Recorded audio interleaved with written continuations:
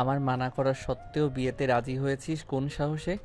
মায়ের এমন নীরবতা হয়তো তার ভালো লাগেনি, তাই তিনি তাকে ধমকে বললেন। কথা কানে যায় না? বোবা হয়ে গেছিস তুই?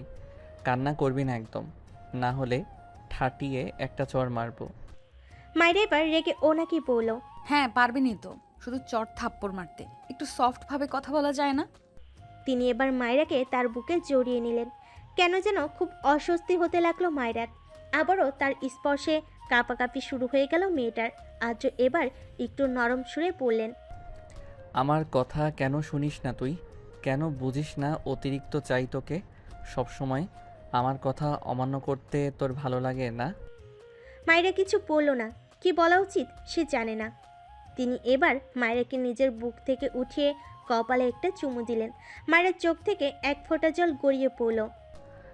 বিয়ের সাজ তুলে ফেল, তোকে বিয়ের সাজে দেখার অধিকার শুধু আমার।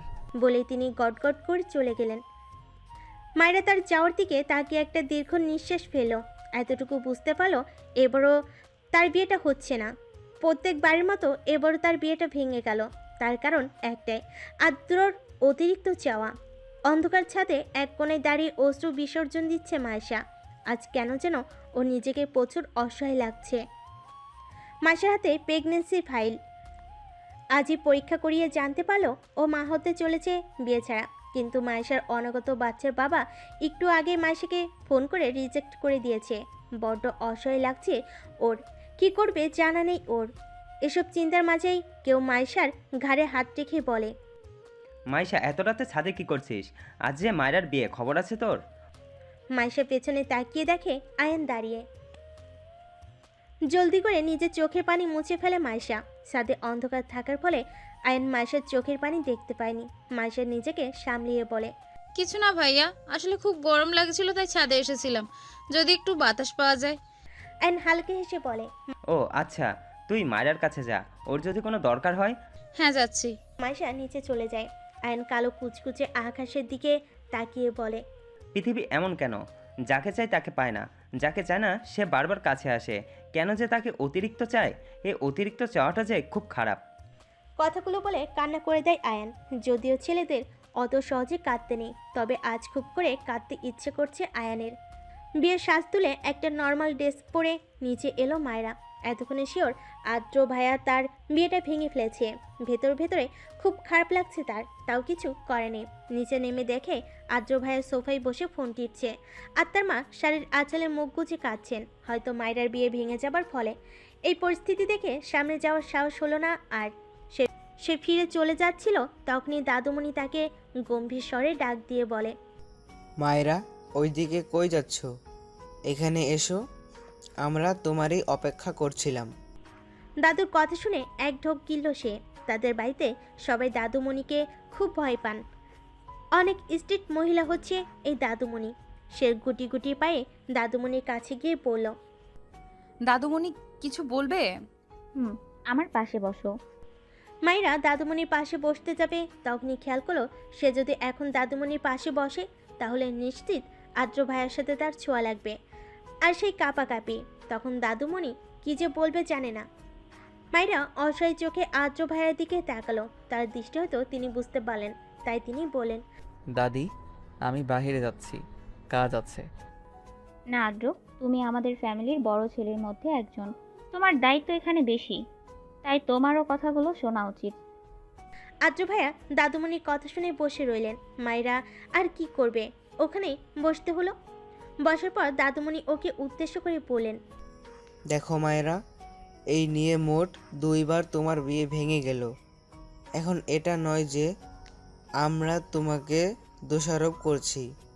আমি জানি আমার নাতনি কোনো খারাপ কাজ করেনি, তাই এখন বলছি এসব বিয়ে চিন্তা বাদ দিয়ে পড়াশুনো করো মন দিয়ে। আমাদেরই দোষ তোমাকে এত তাড়াতাড়ি বিয়ের চাপ দেওয়ার উচিত হয়নি। দাদুমণির কথায় মায়েরা সহ বাড়ির সবাই যতদূর সে ভেবেছিল এখন হয়তো দাদুমণি তাকে বকা দিবে, বাট দাদুমণি তো উল্টো সান্ত্বনা দিচ্ছে। হাউ। আদ্র ভাইয়ের কথা আদ্র ভাইয়ের দিকে তাকিয়ে দেখলো তার ঠোঁটে রহস্যময়ী হাসি। আচ্ছা, বাই এনি চান্স এটাতে আদ্র ভাইয়ের কোনো কারসাজি নেই তো? মায়ের ভাবনার মাঝে আদ্র ভাইয়া সবার আড়ালে তার কানে ফিসফিস করে বলে, রাতে ছাদে আসবি, দেরি হলে কিন্তু আমি তোর রুম থেকে কোলে করে তুলে আনবো। আদ্র ভাইয়ের কথা শুনে তার দিকে অবাক হয়ে তাকালো সে। আমার পক্ষে আসা সম্ভব না। যদি কেউ দেখে তাহলে কি ভাববে? কে কি ভাববে তাতে আমার কিছু যায় আসে না। তোকে আসতে বলেছি, আসবি, না হলে আসবো আমি। মায়ের উত্তর পেয়ে তিনি উঠে দাঁড়ালেন। তারপর বড় মা মানে আদ্র ভাইয়ের মাকে উদ্দেশ্য করে বললেন, আম্মু, আমি পুলিশ স্টেশনে যাচ্ছি। আসতে রাত হবে, অনেক কাজ জমে আছে, 3 দিন যাইনি। তুমি আমার জন্য অপেক্ষা করো না। তারপর তিনি মায়ের দিকে তাকিয়ে বললেন, মায়েরা তো আছেই, ও তো বেশ রাত পর্যন্ত পড়ে, ওর থেকে চেয়ে নিব। কিছু লাগলে তুমি ঘুমিয়ে পড়িও। মায়েরা অসহায় চোখে আদ্র ভাইয়ের দিকে তাকিয়ে বলতে লাগলো, এই লোকটা কেন আমাকে অতিরিক্ত জ্বালায়? কেন? আমি এর থেকে দূরে থাকতে চাই, আর ইনি আরো কাছে আসতে চায়। অসহ্যকর লোক একটা। আদ্র ভাইয়ের কথা শুনে বড় মা বললেন, এখন কিছু খেয়ে যা, সকালে তো কিছু খাসনি। সমস্যা নেই, স্টেশনে গিয়ে খেয়ে নিব। বলেই বেরিয়ে যায় আদ্র ভাইয়া। আগে থেকেই পুলিশের ইউনিফর্ম পরে রেডি ছিল। আদ্র পেশায় একজন পুলিশ অফিসার, যদিও এখন এসপি, কিন্তু বাড়ির কেউ চায়নি সে পুলিশ অফিসার হোক। ওর বাবা আর মায়ের বাবা একজন বিজনেসম্যান, দেশে বিদেশে বেশ খ্যাতি আছে তাদের।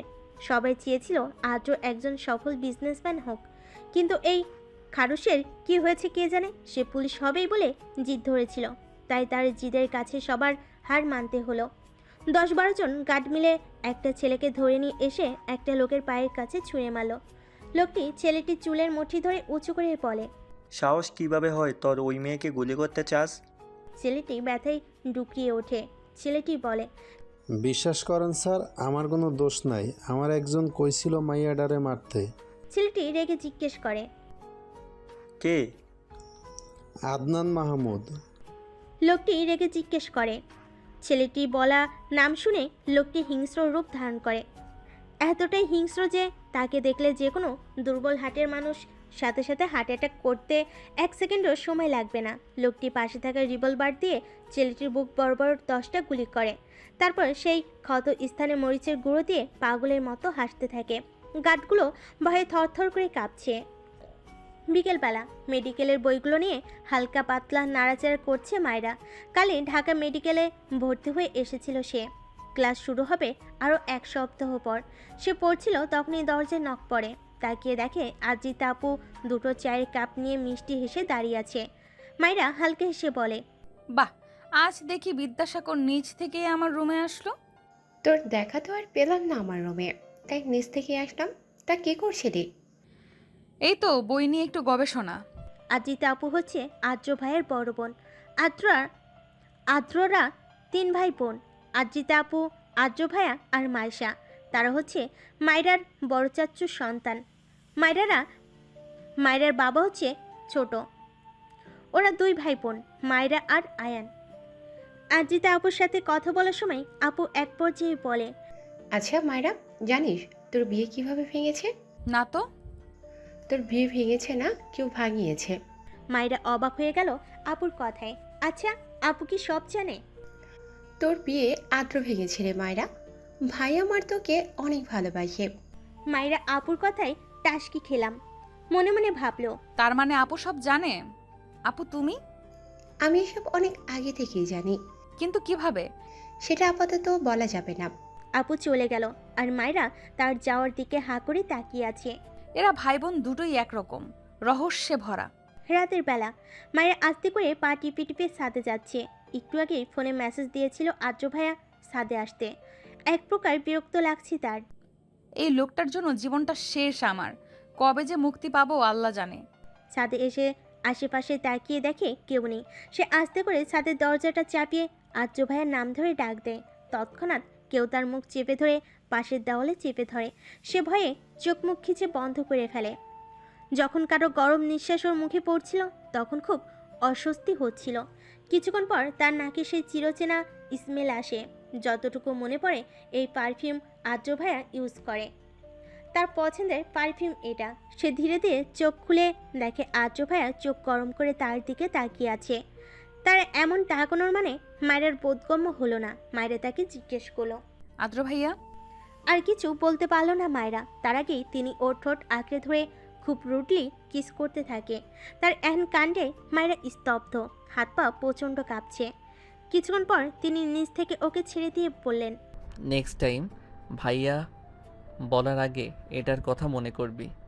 মায়ের ঠোঁটে স্লাইড করে কথাটি বলল আদ্র ভাইয়া। তারপর নিজের ঠোঁট মুছতে মুছতে ছাদের এক কর্নারে চলে গেলেন। মায়ের এখনও স্তব্ধ হয়ে দাঁড়িয়ে আছে। অন্ধকার নিস্তব্ধ শহর, চারিদিকে কুয়াশা পড়েছে। সেই ঠান্ডার মধ্যে দাঁড়িয়ে আছে মায়েরা। শুধু মায়েরা না, আদ্র ভাইও দাঁড়িয়ে আছে।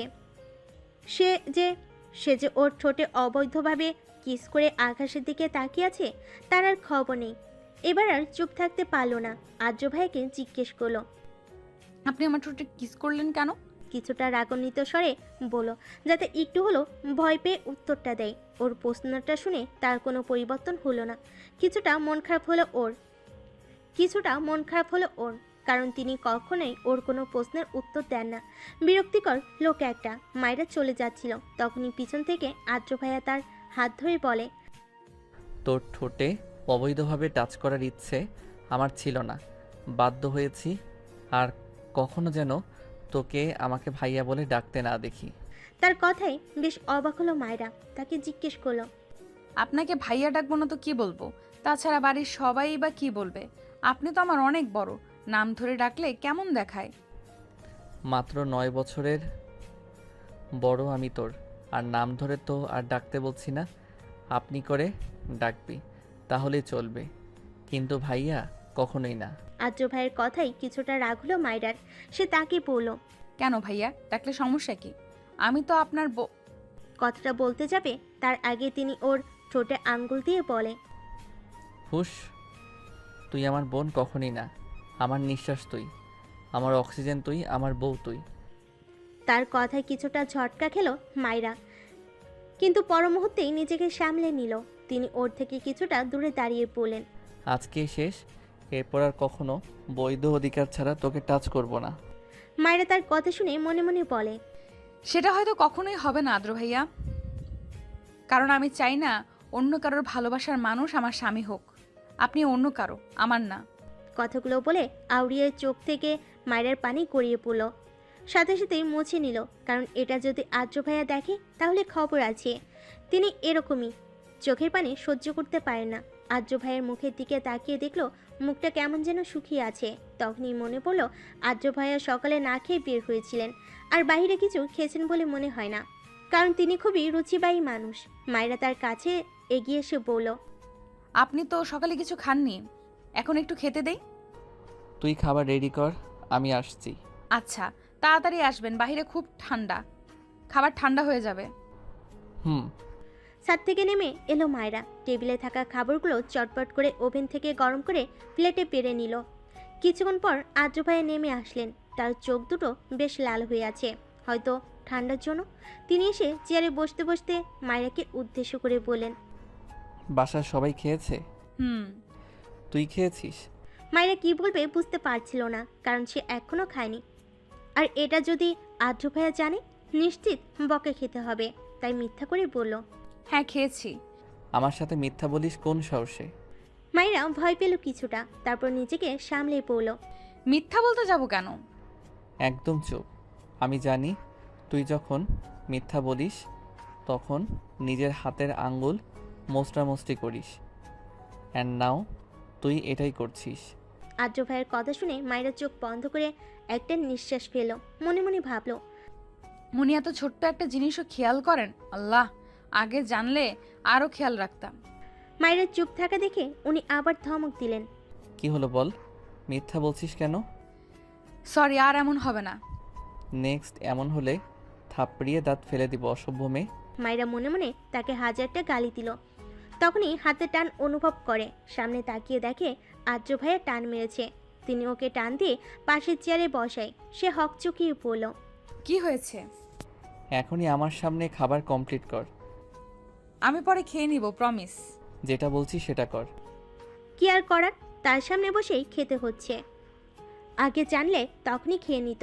আর চোখে তার দিকে তাকিয়ে দেখে তিনি মিটমিট করে হাসছেন। অবাক হলো কিছুটা, কারণ তিনি খুব কম হাসেন, সবসময় গম্ভীর ফেস নিয়ে ঘুরে বেড়ান। মায়েরা মনে মনে বলল, আমাকে চাপে ফেলে হাসা হচ্ছে তাই না? ভালো হবে না তোর, বজ্জাত লোক একটা। খাবার শেষ করার পর বড় বড় পা ফেলে নিজের রুমে চলে আসলো মায়েরা। রুমে এসে বুকে হাত দিয়ে বড় বড় নিঃশ্বাস নিতে লাগলো। কেন জানি আদ্র ভাইয়াকে দেখলে ওর শ্বাসকষ্ট শুরু হয়ে যায়, তার জন্যই তো সবসময় তার থেকে দূরে দূরে থাকে। কিন্তু মাঝে মাঝে দুর্ভাগ্যবশত তার সামনাসামনি হয়ে যায়, যেমনটা আজকে। যদিও বেশিরভাগ সময় আদ্র ভাইয়ের ডাকার কারণে তার সামনে যেতে হয়। মায়েরা বেডে লেপ মুড়ি দিয়ে শুয়ে পড়ল।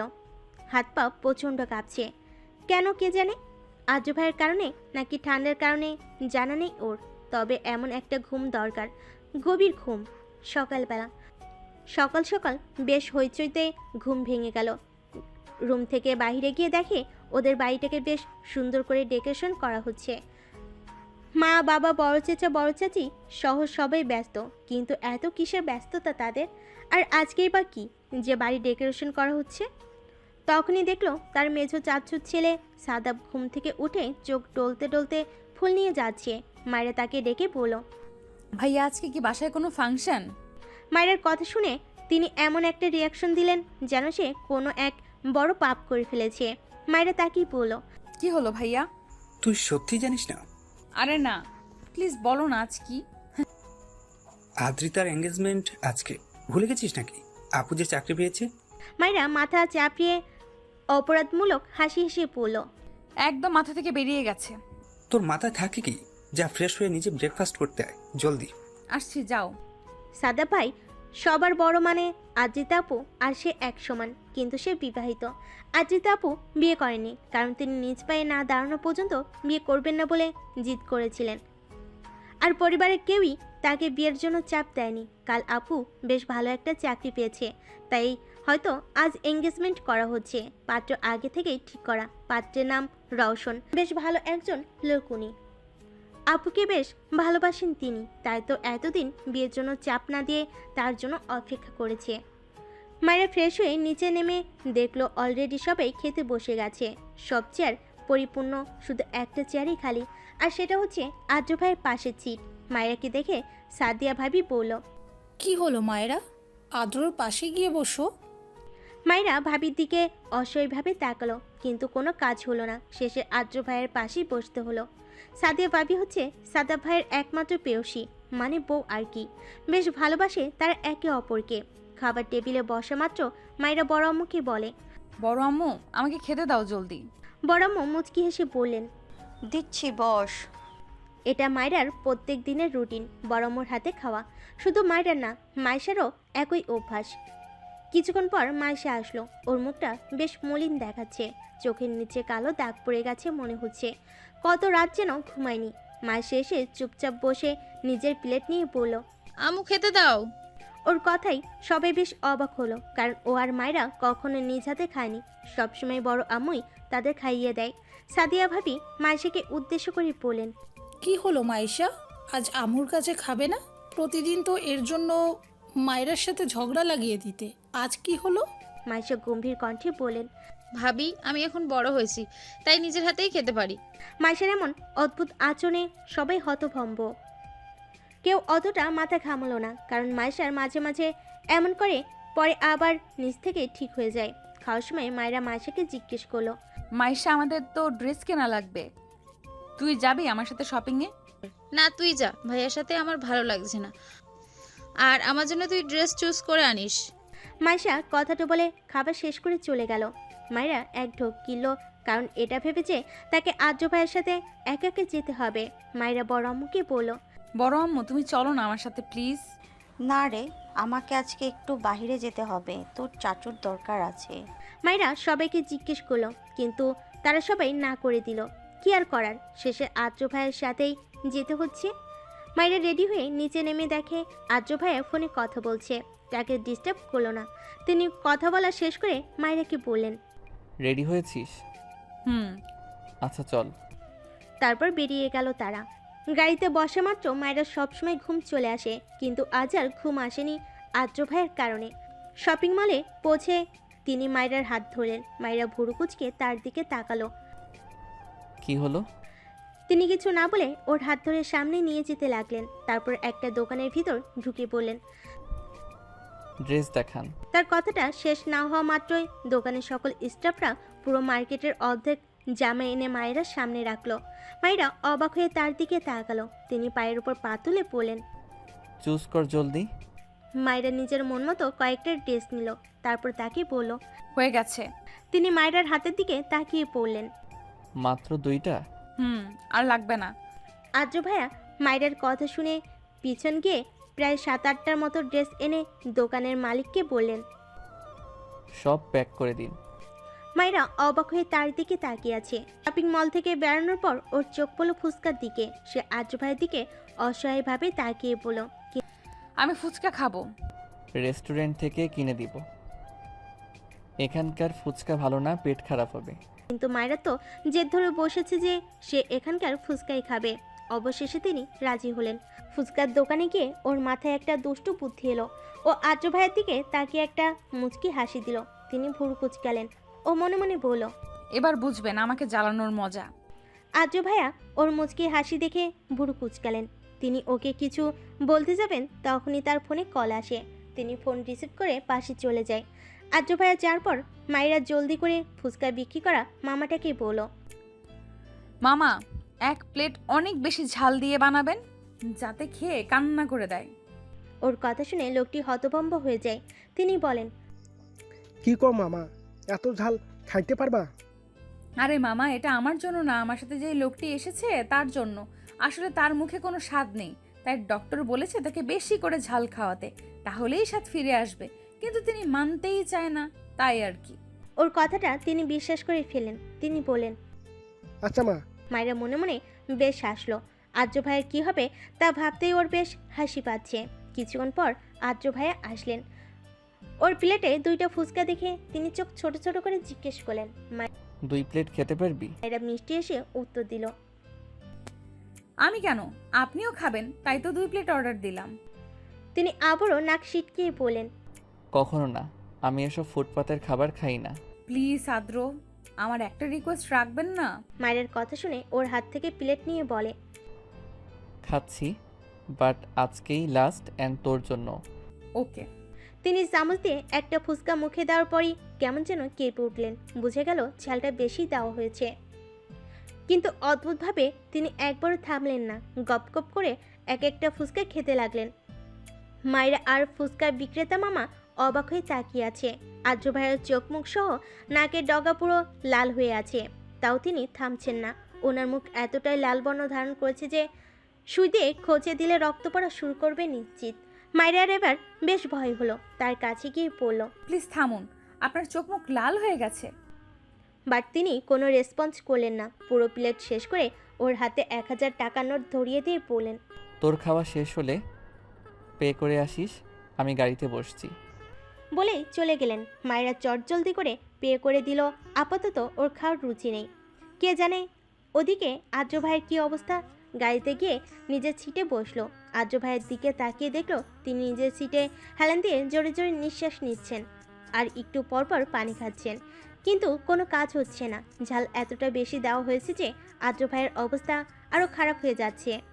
আদ্র ভাইয়ের অবস্থা দেখে চোখে পানি চলে আসলো মায়েরার। মনে মনে অনেক অনুশোচনা হচ্ছে, কেন যে এমন করলো। মায়েরা আর সহ্য করতে পারছিল না তার এমন অবস্থা, তাই চোখ বন্ধ করে নিজেকে শক্ত করে নিল। তারপর নিজের সিট বেল্ট খুলে তার ঠোঁট দুটো আঁকড়ে ধরে যতটুকু সম্ভব তার ঝাল কমানোর চেষ্টা করলো। ওর এমন কাজে আদ্র ভাইয়া চোখ বড় বড় করে তাকিয়ে আছেন ওর দিকে। হয়তো কখনো আশা করেনি ও এমন কিছু করবে। কিছুক্ষণ পর তার থেকে সরে এসে মাথা নিচু করে তাকে জিজ্ঞেস করলো, ঝাল কমেছে? তিনি বাঁকা হেসে জবাব দিলেন, অনেকটা। মায়েরা মুগ্ধ দৃষ্টিতে তার বাঁকা হাসির দিকে তাকিয়ে আছে। ওর খেয়ালও নেই ও একটু আগে কি করেছে। তিনি ওকে বললেন, এমন ঠোঁটের স্পর্শ পেলে প্রতিদিন ঝাল খেতে রাজি আছি। এটাই লাস্ট ছিল, আর আশা করবেন না, আমি এটা বাধ্য হয়ে করেছি। সেটা তো বিয়ের পর দেখা যাবে। By the way, thanks for it. মায়ের ঠোঁটের দিকে ইশারা করে বললেন তিনি। কেন যেন হঠাৎই প্রচুর লজ্জা করছে মায়েরার, আর সাথে রাগও। ধুর, কেন যেন বেটাকে ঝাল খাওয়াতে গেলাম, শেষে ফাঁসলাম তো আমি। একে কখনো ঠিক করতে পারবো কিনা জানি না। মনে মনে কথাগুলো আউড়িয়ে নিজের চোখ বন্ধ করে রাগ কন্ট্রোল করার চেষ্টা করলো মায়েরা। আদ্র মুচকি হাসছে আর ড্রাইভ করছে, মাঝে মাঝে মায়ের দিকে তাকাচ্ছে। আদ্র জানতো যে মায়েরা ওর প্লেটে জাল মিশিয়েছে, তা সত্ত্বেও ও পুরো প্লেট শেষ করেছে। কেন করেছে তা জানা নেই ওর। আদ্র মনে মনে বেশ খুশি বলে চলে।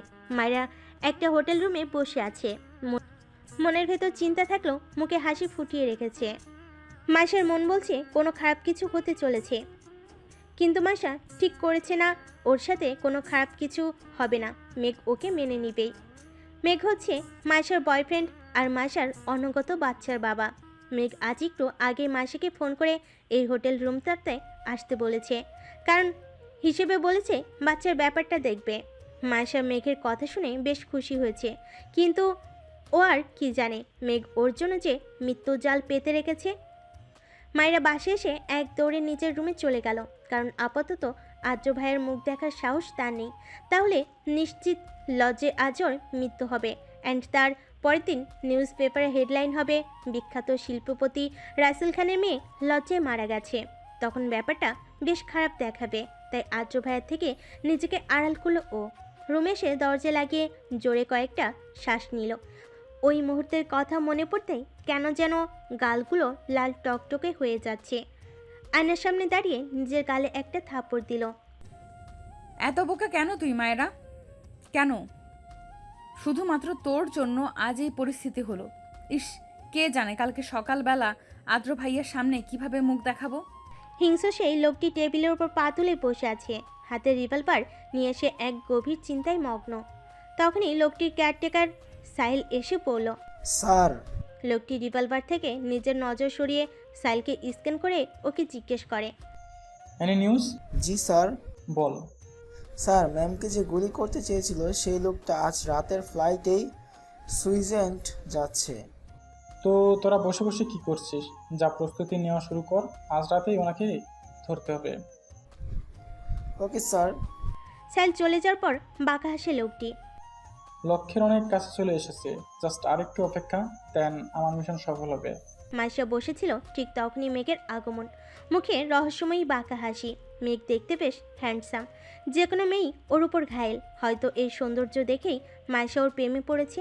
মেঘকে দেখে মাইশা দৌড়ে ওকে জড়িয়ে ধরে বলে, মেঘ, আমি জানতাম তুমি কখন আমাকে ফিরিয়ে দেবে না, তাই তো আমাকে ডেকেছো, তাই না? মেঘ মাইশাকে বেশ জোরে একটা ধাক্কা দেয়, যার কারণে পড়তে পড়তে বেঁচে যায় মাইশা। মাইশা অবাক হয়ে মেঘের দিকে তাকায়। কে বলেছে আমি তোর মতো একটা চিপ মেয়েকে অ্যাকসেপ্ট করব? আমি তোকে এখানে ডেকে এনেছি তোর বাচ্চা নষ্ট করতে, যাতে ভবিষ্যতে আমার আর মিহির লাইফে কাটা হয়ে দাঁড়াতে না পারিস তুই। মাইশা স্তব্ধ। দুপুর 2:30। মায়েরা ছাদে দাঁড়িয়ে আছে প্রায় 1 ঘন্টা হলো। কিছুই ভালো লাগছে না। বারবার ওই মুহূর্তের কথা মনে পড়তেই অনুশোচনা কাজ করছে, কিন্তু এখন আর অনুশোচনা করে কোনো লাভ নেই। শুধু শুধু নিজের সময় নষ্ট করা। ছাদ থেকে নেমে দ্বিতীয় ফ্লোরে এসে দেখে বাসা পুরোপুরি ডেকোরেট করা হয়ে গেছে। সন্ধ্যার পরেই আপুর এঙ্গেজমেন্ট হবে, তাই সবাই বেশ ব্যস্ত, একমাত্র ও ছাড়া। রেলিং ধরে নিচে তাকিয়ে দেখলো আদ্র ভাইয়া কানে ব্লুটুথ লাগিয়ে কথা বলছে আর ডেকোরেট করতে আসে লোকগুলোকে কাজ দেখাচ্ছে। কাজে ভুল হলে ধমক না দিয়ে সুন্দরভাবে বুঝিয়ে দিচ্ছেন। মায়েরা তার দিকে এক দৃষ্টিতে তাকিয়ে আছে। এত শীতের মতো আদ্র ভাইয়ের কপালে বিন্দু বিন্দু ঘাম জমা হয়েছে। বড় বড় ঘন চুলগুলো কপালে এসে জমা হয়েছে। আদ্র ভাইয়া দেখতে বেশ ফর্সা। শুধু তিনিই না, ওদের ফ্যামিলির সবাই বেশ ফর্সা, কিন্তু তিনি একটু বেশি ফর্সা। আদ্র ভাইয়ের ডান গালে একটা তিল আছে, যেটা মায়েরার উইকনেস। মাঝে মাঝে ওর মনে হয় টুপ করে তার তিলে একটা চুমু দিয়ে দিই। এসব ভাবতে ভাবতে দেখলো তিনি ওর দিকে তাকিয়ে মুচকি হাসছেন। মায়েরা আর তার চোখাচোখি হওয়া মাত্রই একটা চোখ টিপ দিলেন তিনি। মায়েরা এক দৌড়ে নিজের রুমে চলে গেল। মনে মনে বলল, এই লোকটা এত খারাপ কেন? সব সময় আমায় লজ্জায় ফেলে দেয়। আদ্র দাঁড়িয়ে দাঁড়িয়ে মুচকি হাসছিল। তখনই পেছন থেকে সাদাপ এসে ওর পিঠে চাপড় দিয়ে বলে, বাহ, আজকাল দেখি একা একা হাসা হচ্ছে। তা কই, আমি যখন বলি একটু হাসতে তখন তো হাসিস না, ব্যাপার কি? আদ্র নিজের মাথা চুলকিয়ে বলে, নাথিং। সাদাপ দুষ্টু হেসে বলে, প্রেমে পড়েছিস নাকি? সাদেপের কথা শুনে আদ্র একটা কাশি দেয়, তারপর বলে, কি আবল তাবল বলছিস ভাই? প্রেমে পড়বো তাও আমি? ইম্পসিবল। তুই যে প্রেমে পড়েছিস তা আমি জানি, এবং কার প্রেমে পড়েছিস তাও জানি। কার? আমার পিচ্চি বোন মায়রার। আদ্র চমকিত।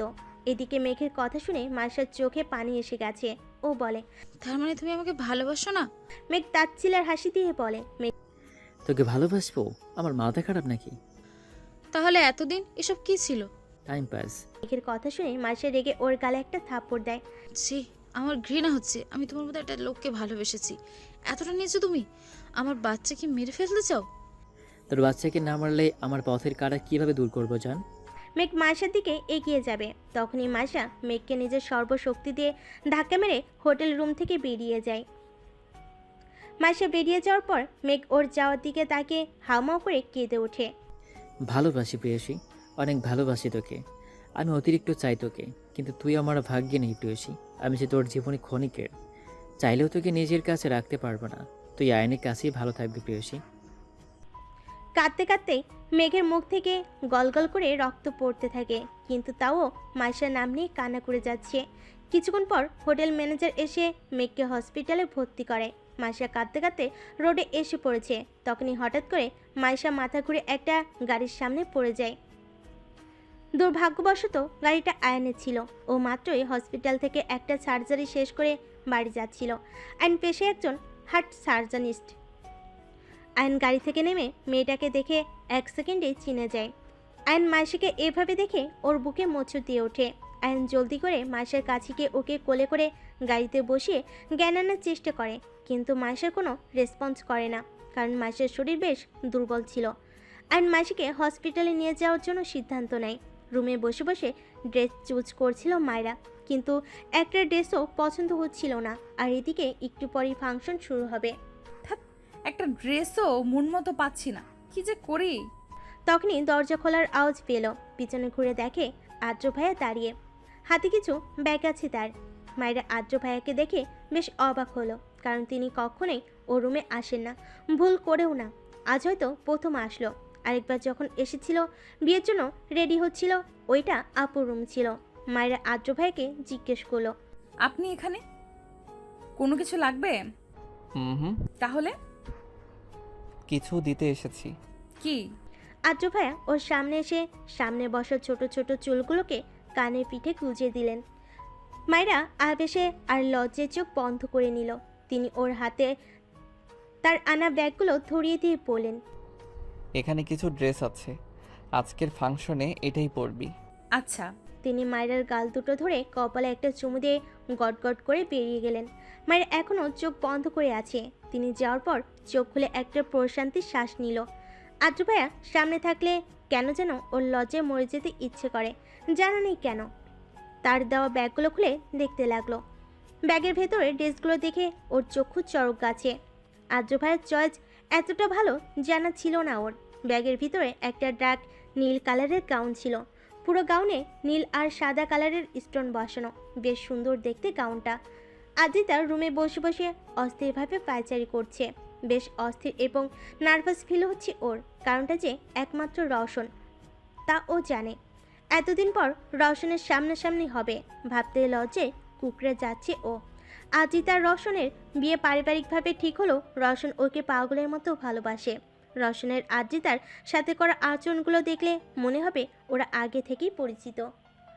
আদ্রিতা যে রওশনকে পছন্দ করে না এমনটা না, আদ্রিতাও রওশনকে ভালোবেসে ফেলেছে ওর পাগলামোগুলো দেখে। এতদিন রওশনের সাথে যোগাযোগ হয়নি, এর কারণটাও আদ্রিতায় চেয়েছিল যে বিয়ের আগে এবং যতদিন পর্যন্ত ওর চাকরি হবে না ততদিন পর্যন্ত কথা বলা যাবে না। রওশনও সাদরে গ্রহণ করেছিল আদ্রিতার সিদ্ধান্ত। আজ প্রায় 4 বছর আবার পুনরায় দেখা হতে যাচ্ছে ওদের। সন্ধ্যায় মায়েরা রেডি হয়ে নিচে নামতেই আদ্র ভাইয়াকে দেখে কিছুটা টাসকি খেলো, কারণ আদ্র ভাইয়ের ড্রেস আর ওর ড্রেসের কালার একদম ম্যাচ। আর স্পেশালি আদ্র ভাইয়াকে বেশ হ্যান্ডসাম লাগছে। মায়েরাকে দেখে আদ্র হা করে ওর দিকে তাকিয়ে আছে। তখনই পিছন থেকে ওর ফ্রেন্ড রাহুল ওকে ধাক্কা দিয়ে বলে, এভাবে দেখিস না, ভাবির নজর লেগে যাবি। বলেই বাকি সব সহ ওরা হেসে দেয়। আদ্র রাহুলের দিকে চোখ গরম করে তাকায়। এদিকে মায়ের দিকে একজন লোভাতুর দৃষ্টি নিক্ষেপ করে তাকিয়ে আছে, কিন্তু মায়েরা সেই লোকটিকে লক্ষ্য করেনি। লোকটি শয়তানি হাসি দিয়ে বলে, আজ রাতে একে আমার চাই। মায়েরা আদ্র ভাইয়ের থেকে চোখ সরিয়ে স্টেজে আদ্রিতা আপুর দিকে গেল। রওশন ভাইয়ারা এখনো আসেনি। আপু কখন থেকে একা বসে আছে। মায়েরা আপুর কাছে গিয়ে বলল, আপু।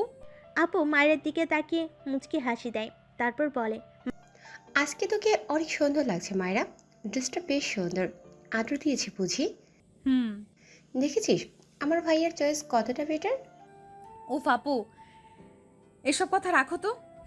কেন, বরের কথা বলাতে লজ্জা লাগছে বুঝি? মায়েরা কিছু না বলে মাথা নিচু করে নেয়। মায়েরা আর আদ্রিতা কথা বলছিল, তখনই ওই লোকটা আসে যে কিনা মায়ের দিকে লোলুপ দৃষ্টিতে তাকিয়েছিল। তিনি এসে মায়েরার গা ঘেঁষে দাঁড়ান। মায়েরার বেশ অস্বস্তি হচ্ছে লোকটার কারণে। লোকটি আদ্রিতার উদ্দেশ্যে বলে, কেমন আছো আদ্রিতা? জি আলহামদুলিল্লাহ। আমাকে চিনতে পেরেছো? আপনি রওশনের ফ্রেন্ড না, রাহুল না? লোকটি আদ্রিতার সাথে কথা বলার পর মায়ের দিকে বাজে দৃষ্টিতে তাকায়, কিন্তু ও কিছু বলতেও পারছিল না রওশন ভাইয়ের বন্ধু বলে। লোকটি আদ্রিতা আপুকে জিজ্ঞেস করে, তা এই সুন্দরীটা কে? আমার চাচাতো বোন। ওনারা দুজন কথা বলছিল, তখনই আদ্র ভাইয়ের আগমন ঘটে। মায়েরা মনে মনে প্রশান্তির শ্বাস ফেলে। আদ্র ভাইয়াকে দেখা মাত্রই রাহুল নামে লোকটা বলে, তুমি আদ্র না? জি। কেমন আছো? এই তো, আপনি? ভালো। আচ্ছা, আপনার কথা বলুন, আমার মায়েরার সাথে একটু কাজ আছে। কথা শেষ না করা মাত্রই তিনি মায়েরার হাত টেনে রাহুলের কাছ থেকে সরিয়ে নেয়। আদ্র ভাইয়া মায়েরাকে বাসার ছাদে এনে দেওয়ালে চেপে ধরে জিজ্ঞেস করে, তুই ওই লোকটার গা ঘেঁষে কেন দাঁড়িয়েছিলি? মায়েরা কাঁপা কাঁপা কণ্ঠে বলে, আমি কই দাঁড়ালাম, তিনিই তো এসে আমার গা ঘেঁষে দাঁড়িয়ে আমাকে কেমন বাজে দৃষ্টিতে দেখছিলেন। কি? আজকে তো ওই লোকটাকে মেরেই ফেলবো। আদ্র ভাইয়া কথাটা বলে নিচে যাচ্ছিল, তখনই মায়েরা পিছন থেকে তার হাত টেনে বলে, আপুর এঙ্গেজমেন্টে কোনো সিনক্রেট করবেন না প্লিজ। তো তুই কি বলছিস? ওই লোকটাকে ছেড়ে দিব আমি? ইম্পসিবল। ছাড়তে তো বলছি না, জাস্ট ফাংশনটা শেষ হতে দিন। আপু না হলে অনেক কষ্ট পাবে।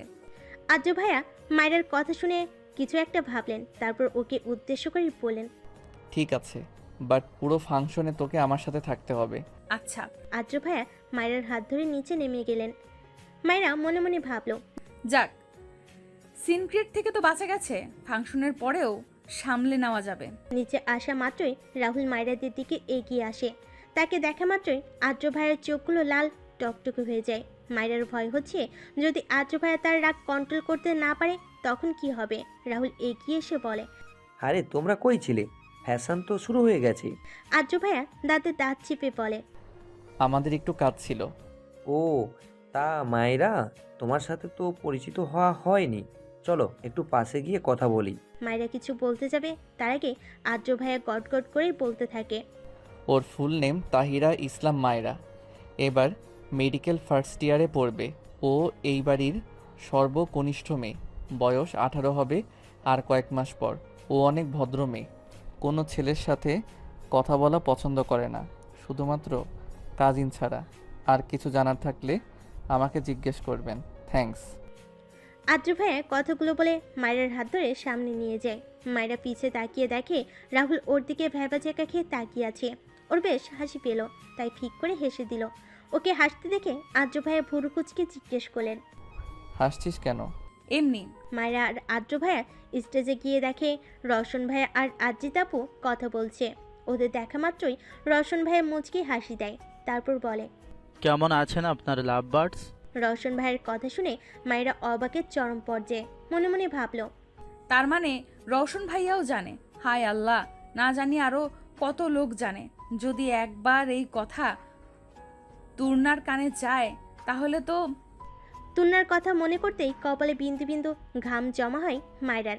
মায়েরা ওর হাত আদ্র ভাইয়ার থেকে সারিয়ে নিল। আর যাই হোক, ও কারোর জীবনে খেলতে পারবে না। বেঘরে ঘুমাচ্ছে মাইশা। একটু আগেই ওকে ঘুমিয়ে ইঞ্জেকশন দিয়েছে আয়ান। আয়ন একটা রিপোর্ট হাতে নিয়ে কেবিনের সোফায় বসে পড়ে। রিপোর্টটা মাইশার প্রেগন্যান্সি রিপোর্ট ছিল। আয়নের মুখে চিন্তার রাশ স্পষ্ট। ও ভাবছে, মাইশা প্রেগনেন্ট, তাও ওর আবার বিয়ে হয়নি, কার বাচ্চার মা হবে ও? বাসায় জানলে কি যে হবে। আয়নের ভাবনার মাঝেই মাইশা ঘুমের মধ্যে কেমন যেন অদ্ভুত আচরণ করতে থাকে, বারবার কারোর নাম নিয়ে বিড়বিড় করতে থাকে ও। আয়ন মাইশার মুখের কাছে কান নিয়ে শোনার চেষ্টা করে ও কি বলছে। মাইশা বলে, মেঘ, মেঘ, আমাকে ধোকা দিও না। ও আমাকে ভালোবাসে, ও আমাকে ভালোবাসে। তাহলে মাইশার বাচ্চাটার বাবার নাম কি মেঘ? আজিতাপুর পাশে মনমরা হয়ে বসেছিল মায়রা। কেন যেন কিছুই ভালো লাগছে না। আদ্র ভাইয়া ওর না কথাটা মনে পড়তেই বুকে কেমন যেন মুচুতে উঠেছে। কিন্তু কেন ও তো আর আদ্র ভাইকে ভালোবাসে না? মায়রা এসব কথা ভাবছিল, তখনই আম্মু এসে বলে, মায়রা, তোর রুমে আমার ফোনটা রেখে এসেছি মনে হয়, একটু এনে দে না মা। আচ্ছা, যাচ্ছি। উপরে যাওয়ার আগে আদ্র ভাইয়ের দিকে তাকিয়ে দেখলো তিনি তার বন্ধুদের সাথে কথা বলায় ব্যস্ত। কেন যেন তাকে ডিস্টার্ব করতে ইচ্ছে করলো না, কারণ তিনি কখনো এমন ফ্রি টাইম পান না। মায়েরা একাই উপরে গেল। মায়েরা যখন উপরে যাচ্ছিল তখন সেটা দেখে শয়তানি হাসি দেয় রাহুল। মায়েরা উপরে যাওয়া মাত্রই রাহুলও সবার চোখ আড়াল করে মায়েরার পিছু পিছু যায়। 3-4 বছরের একটা বাচ্চার ছবি নিয়ে কাঁদছে একজন বৃদ্ধ লোক। বৃদ্ধ লোকটির বয়স 60 বছর তো হবেই।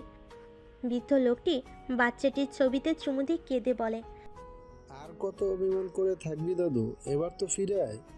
পুরো 13টা বছর দূরে থেকেছিস, কতদিন তোকে দেখি না, একবার ফিরে আয় দাদু। বৃদ্ধ লোকটি কাঁদছিলেন।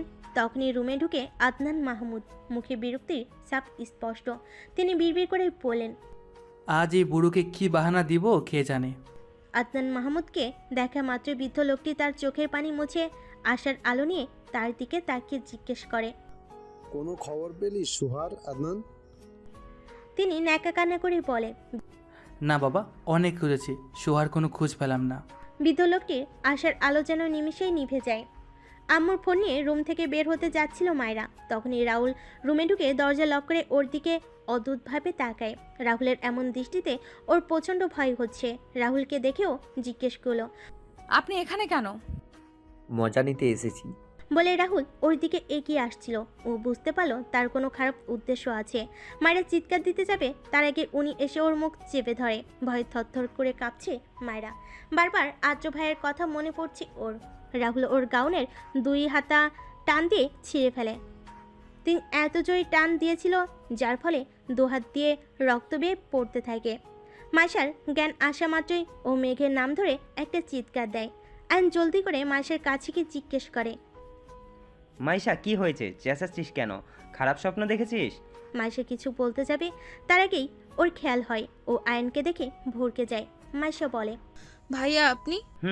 রাস্তায় তুই আমার গাড়ির সামনে সেন্সলেস হয়ে গেছিলি, তারপর তোকে হসপিটালে নিয়ে আসি, কিন্তু তুই রাস্তার মাঝখানে কি করছিলি? মাইশা আমতা আমতা করে জবাব দেয়, আসলে আমি। মাইশা তুই প্রেগনেন্ট, কার বাচ্চা এটা? মাইশা বুঝতে পারে আয়ন সব জেনে গেছে। কান্না করে দেয় ও। কান্না না করে বল, না হলে আমি বুঝবো কি করে? আর তাছাড়া এই খবর যদি বাসায় জানে তাহলে কি হবে বুঝতে পারছিস? আয়ান ভাইয়া আসলে। কান্নার কারণে কথা বলতে পারছে না মাইশা। ও আয়নকে কি বলবে বুঝতে পারছে না। অক্সিজেন মাস্ক পরিয়ে রাখা হয়েছে মেঘকে। ওর অবস্থা বেশ খারাপ। ব্রেন টিউমারের 2nd স্টেজে আছে মেঘ। কিছুদিন পর মেঘের কেবিনের দরজা খুলে হুড়োহুড়ি করে প্রবেশ করে মেঘের বোন আর ফ্রেন্ড। মেঘের এই অবস্থা দেখার পর কান্না করে দেয় মেঘলা। মেঘলা মেঘের পাশে বসে জিজ্ঞেস করে, মেঘ, কিভাবে হলো এসব? আমাদের জানানোর প্রয়োজনও মনে করলি না। মেঘ আস্তে করে চোখ খুলে মেঘলার দিকে তাকায়। আমি নিজেও কয়েকদিন আগে জানতে পেরেছি, তোকে কিভাবে বলবো আপু? মাইশা কই, কেমন আছে ও? মাইশা তো প্রেগনেন্ট ছিল, ওকে কি বলেছিস? মেঘ সব খুলে বলে যে ও মাইশার সাথে কি ব্যবহার করেছে আর কি বলে। সব কিছু শোনার পর মেঘলা মেঘের গালে একটা থাপ্পড় দেয়। রাগে থরথর করে কাঁপছে মেঘলা। থাপ্পড় দেওয়ার ফলে মেঘের নাক দিয়ে রক্ত পড়তে থাকে। মেঘলার হাজব্যান্ড ফারিস এসে মেঘলাকে ধরে বলে, মেঘলা, তুমি পাগল হয়ে গেছো? মেঘের এই স্টেজে ওকে তুমি মারছো কেন? তাহলে কি করব তুমি বলো? মাইশা প্রেগনেন্ট, ওকে এই স্টেজে এতটা স্ট্রেস দিল কেন ও? এতে ওর ওপর কতটা এফেক্ট হতে পারে মেঘের কোনো আইডিয়া আছে? আমি মরে গেলেও আইন ওকে ঠিকই সামলাতে পারবে। মেঘলা আর ফারিস কিছুটা চমকে বলে, আয়ানকে? আদ্র ফোনে কথা বলে স্টেজের দিকে তাকিয়ে দেখে মায়েরা নেই। আদ্রর বুকে মোচড় দিয়ে ওঠে ও আশেপাশে তাকিয়ে মায়েরাকে খুঁজতে চেষ্টা করে, কিন্তু কোথাও পায় না মায়েরাকে। রাহুল মায়ের ড্রেসের চেনে হাত দিবে তার আগেই ও রাহুলের হাতে কামড় দিয়ে আদ্র ভাইয়ের নাম ধরে জোরে একটা দাগ দেয়। আদ্র তখন ওই রুমের পাশ দিয়ে যাচ্ছিল। মায়েরার গলার আওয়াজ শুনে জলদি করে রুমের দিকে এগিয়ে যায়, কিন্তু ডোর লক ছিল। আদ্রর কাছে ওই রুমের ডুপ্লিকেট চাবি ছিল। চাবি দিয়ে দরজা খুলে আদ্রের চোখ ছানা পড়া। আদ্রের রাগের কারণে কপালের রগ ফুলে উঠেছে। আদ্র ভাইয়াকে দেখে মায়ের কলিজা ঠান্ডা হয় ও রাহুলকে ধাক্কা দিয়ে আদ্র ভাইয়ার বুকে ঝাঁপিয়ে পড়ে। আদ্র ভাইয়াকে দেখে রাহুল তার হাতের বাঁধন আলগা করে দেয়, যার ফলে ওর তাকে ধাক্কা দিতে বেশি কষ্ট হয়নি। মায়েরা আদ্র ভাইয়াকে শক্ত করে জড়িয়ে ধরে কান্না করে দেয়। হাত পা প্রচণ্ড পরিমাণে কাঁপছে ওর। আদ্র মায়ের অবস্থা দেখে মাথা কাজ করা বন্ধ করে দিয়েছে। ওর বারবার মনে হচ্ছে এই অবস্থার জন্য ও দায়ী। মায়েরার কান্নার আওয়াজে ফাংশনের বেশ মানুষ ওই রুমে উপস্থিত হয়। বাড়ির সবাইকে দেখে বেশ ভয় হচ্ছিল মায়েরার। কে জানে তারা কে কিভাবে বিষয়টা নেবে। এত মানুষ দেখে আদ্র ভাইয়া তার পরনের ব্লেজারটা খুলে ওকে পরিয়ে দিয়েছে। আম্মু এসে মায়েরাকে বলে, আম্মু কি হয়েছে তোর, ঠিক আছিস তুই? মায়েরা কি বলবে বুঝতে পারছে না। আশেপাশে মানুষজন সব বিড়বিড় করে বলছে। আহারে বেচারা, মেয়েটার অল্প বয়সে ইজ্জতটা গেল। তাদের কথা শুনে আদ্র ভাইয়া হুঙ্কার দিয়ে বলে, কিছু হয়নি মায়েরার, সময় মতো এসেছিলাম আমি, উল্টাপাল্টা কিছু বলবেন না আপনারা।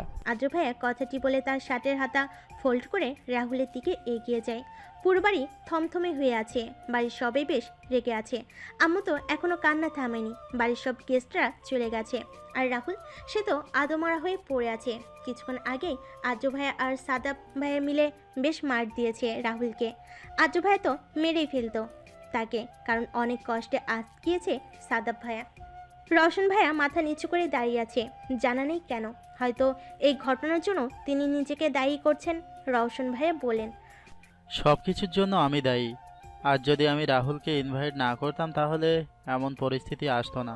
রওশন ভাইয়ের কথা শুনে বাবা বলে, না রওশন, এখানে তোমার কোনো দোষ নেই। তুমি কি আর জানতে যে রাহুল এমনটা করবে? হ্যাঁ। রওশন ভাইয়া হ্যাঁ শুনে সবাই যেন আকাশ থেকে পড়ল। আদ্র ভাইয়া বেশ রেগে জিজ্ঞেস করলেন, মানে কি? রওশন ভাইয়া আহত কণ্ঠে বললেন, আসলে রাহুল আগে থেকেই এমন ছিল। এর আগেও 3-4টা মেয়েকে রেপ করেছে ও, কিন্তু ও বেশ ভালো ঘরে ছেলে হওয়াতে ছাড়া পেয়ে গেছে। ওর এমন আচরণে আমি ওর সাথে মেশা বন্ধ করে দিয়েছি। কিন্তু কাল হঠাৎ ও আমার পা ধরে মাপ চেয়ে বলে ও নাকি ভালো হয়ে গেছে, আগের মতো নেই। রাহুল আমার ছোটকালের ফ্রেন্ড ছিল, তাই ওকে ফিরিয়ে দিতে পারিনি। রওশন ভাইয়া কথাগুলো বলার সময় চোখ থেকে তার পানি গড়িয়ে পড়ে। আদ্র ভাইয়া রেগে রওশন ভাইয়ের কলার চেপে ধরে। আপনার আরেকটু খেয়াল রাখা উচিত ছিল। জানেন আজকে মায়েরার সাথে কি হতে পারত? আদ্র ভাইয়ের এমন আচরণে সবাই কিছুটা অবাক হলেও মায়েরা স্বাভাবিকভাবেই তার দিকে তাকিয়ে আছে। বড় আপু রেগে আদ্র ভাইয়াকে ধমক দেন। তিনি বলেন, আদ্র কি করছো? এখানে রওশনের কোনো দোষ নেই। সব সমস্যার মূলে রাহুল, আর ওর ব্যবস্থা আমি।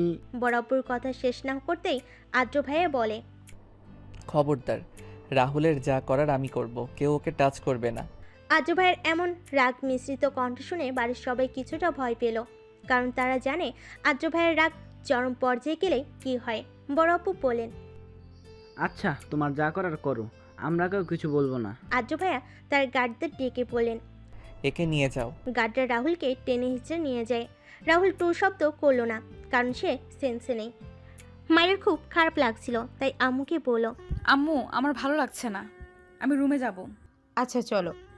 তোমার আশা লাগবে না, তুমি এখানে থাকো, আমি একটু একা থাকতে চাই। আম্মু মায়ের কথা শুনে কপালে একটা চুমু দিয়ে বললেন, আচ্ছা যাও। মায়েরা উঠে রুমের দিকে যাবে, তার আগে পায়ের ব্যথার কারণে পা ধরে নিচে বসে পড়ল। পায়ের দিকে তাকিয়ে দেখলো বস বড় একটা কাজ ঢুকে গেছে। আম্মু আব্বু সবাই এগিয়ে আসলেন ওর দিকে। আব্বু বলল, কি হয়েছে আম্মু? বাবা পায়ে কাজ ঢুকে গেছে। মায়ের কথা শুনে বড় আম্মু রেগে গিয়ে সার্ভেন্টদের ডেকে বললেন, কি কাজ করো তোমরা? ঠিকভাবে বাসাটা পরিষ্কার করতে পারো না? সার্ভেন্টদের মধ্যে একজন রেগে বললেন, চুপ করো আর দেখো এখানে আরো কোনো কাচের টুকরো আছে কিনা। সার্ভেন্টরা জায়গা পরিষ্কার করতে লাগলো। আদ্র ভাই এসে মায়েরাকে কোলে তুলে নিলেন। মায়েরা তার দিকে অবাক হয়ে তাকিয়ে আছে। আশেপাশে তাকিয়ে দেখে সবে আদ্র ভাইয়ার দিকে তাকিয়ে আছে। আদ্র ভাইয়া ভুরু কুচকে বললেন, এভাবে তাকিয়ে আছে কেন সবাই? তুই ওকে কোলে নিলি কেন? আমি ওকে রুমে নিয়ে ব্যান্ডেজ করে দিব। এমনিতেও ও তো এখন আর উপরে যেতে পারবে না। হ্যাঁ, সেটাই ভালো। তুই মায়রাকে ব্যান্ডেজ করে দিস, আর হ্যাঁ, খেয়াল রাখিস যেন ও ব্যথা না পায়। হুম। বড়ম্মর উদ্দেশ্যে কথাটি বলে আদ্র ভাইয়া ওকে কোলে করে উপরে নিয়ে যান। মায়েরা লজ্জায় মাথা নিচু করে আছে, হাত পা প্রচণ্ড কাঁপছে। এই প্রথম আদ্র ভাইয়ের কোলে উঠল মায়েরা, তাও বাড়ির সবার সামনে। ইস, কেন যে পায়ে কাজ ঢুকতে গেল, তাহলে হয়তো এতটা লজ্জার সম্মুখীন হতে হতো না। আদ্র ভাইয়া মায়েরাকে রুমে এনে সোফায় বসিয়ে দিলেন। তারপর ফার্স্ট এইড বক্স এনে ওর হাতের দিকে হাত বাড়াবেন। তার আগে মায়েরা তার হাত ধরে বলে, আমি হাতের রক্ত ক্লিন করতে পারবো। জানা আছে কি ক্লিন করবি, এখন আমাকে আমার কাজ করতে দে। তার ধমকে কেঁপে উঠল মায়েরা ওর সিদ্ধান্তে অটল। তাকে দিয়ে ওর হাত স্পর্শ করাবে না, এটাই ভেবে রেখেছে। কিন্তু তিনি ওর কথা শুনলেন না। ওর হাত থেকে আস্তে আস্তে ব্লাড ক্লিন করতে লাগলেন। তার এক একটা স্পর্শ যেন ওর শ্বাস থমকে দেওয়ার জন্য যথেষ্ট। কেন যে আদ্র ভাইয়ের স্পর্শে এতটা অদ্ভুত ফিলিংস আসে জানে নেই। কই, সাদ্দাব ভাই যখন ওর হাত ধরে তখন তো এমন কোনো অদ্ভুত ফিলিংস হয় না। তাহলে আদ্র ভাইয়ের টার্সে কেন এমন হয়? এসব ভাবতে ভাবতে ওর গাল দুটো লাল টমেটোর মতো হয়ে ওঠে। আদ্র ভাইয়ের দিকে তাকিয়ে দেখে তিনি মনোযোগ সহকারে ব্লাড ক্লিন করতে ব্যস্ত। হাতের ব্লাড ক্লিন করা হলে তিনি অতি যত্ন সহকারে হাতে ব্যান্ডেজ করে দেয়। তারপর ওর দিকে তাকিয়ে বাঁকা হাসি দিয়ে বলে, তোর এই টমেটোর মতো গাল দেখলে ইচ্ছে করে কামড়ে খেয়ে ফেলি। আদ্র ভাইয়ের কথা শুনে তার দিকে ড্যাপ ড্যাপ করে তাকিয়ে থাকে, পরে মাথা নিচু করে নেয়। লোকটা এতটা বেহায়া কেন? সবসময় কোনো না কোনো কথায় আমাকে লজ্জায় ফেলে দেয়। আমি বেহায়া দেখেই তো তুই এত ভদ্র। বেহায়া না হলে তোর মতো নিরামিষকে হ্যান্ডেল করতাম কি করে? তার থেকে কথা শুনে ওর মাথা চক্কর দিয়ে উঠল। মায়েরা তাকে বলে, আপনি আমার মনের কথা শুনলেন কি করে? মনের কথা কেন, আমি তোর সব কথাই শুনতে পাই। তোর চোখের ভাষা, তোর ইশারা, সব। ভালোবাসি যে তোকে, এতটুকু না বুঝতে পারলে কি করে হয়? তার কথা শুনে কি উত্তর দিবে জানে না, কিন্তু এতটুকু জানে তিনি ওকে প্রচণ্ড ভালোবাসে। কিন্তু এই ভালোবাসার কোনো মানে নেই। এটা অসমাপ্ত ভালোবাসা, এটা কখনো পূর্ণতা পেতে পারবে না। বেশ খারাপ লাগছে ওর, বুকে চাপ অনুভব করছে অনেক। কেন যেন এই কথাগুলো ভাবলেই খারাপ লাগা কাজ করে। হঠাৎই অনুভব করলো কেউ ওর পা স্পর্শ করেছে। তাকিয়ে দেখে আদ্র ভাইয়া। জলদি করে পা সরিয়ে নিল ও। ওর পা সরানোর কারণে বিরক্ত হয়ে বলেন, কি হয়েছে, পা সরালি কেন? আপনি আমার পা টাচ করছেন কেন? পা না টাচ করলে ওষুধ কি মুখ দিয়ে লাগাবো? তার এমন রাগ মিশ্রিত কণ্ঠে কিছুটা অবাক হলো। মায়েরা তাকে বলল, আপনি তো আমার বড়, তাহলে কিভাবে? বড় ছোট এসবে কিছু আসে যায় না। এখন জলদি পা দে, না হলে থাপ্পড় দিব কিন্তু। না চাইতো পা এগিয়ে দিতে হলো ওকে। আদ্র ভাইয়া মায়ের পায়ের ব্লাড ক্লিন করে ব্যান্ডেজ করে দেয়।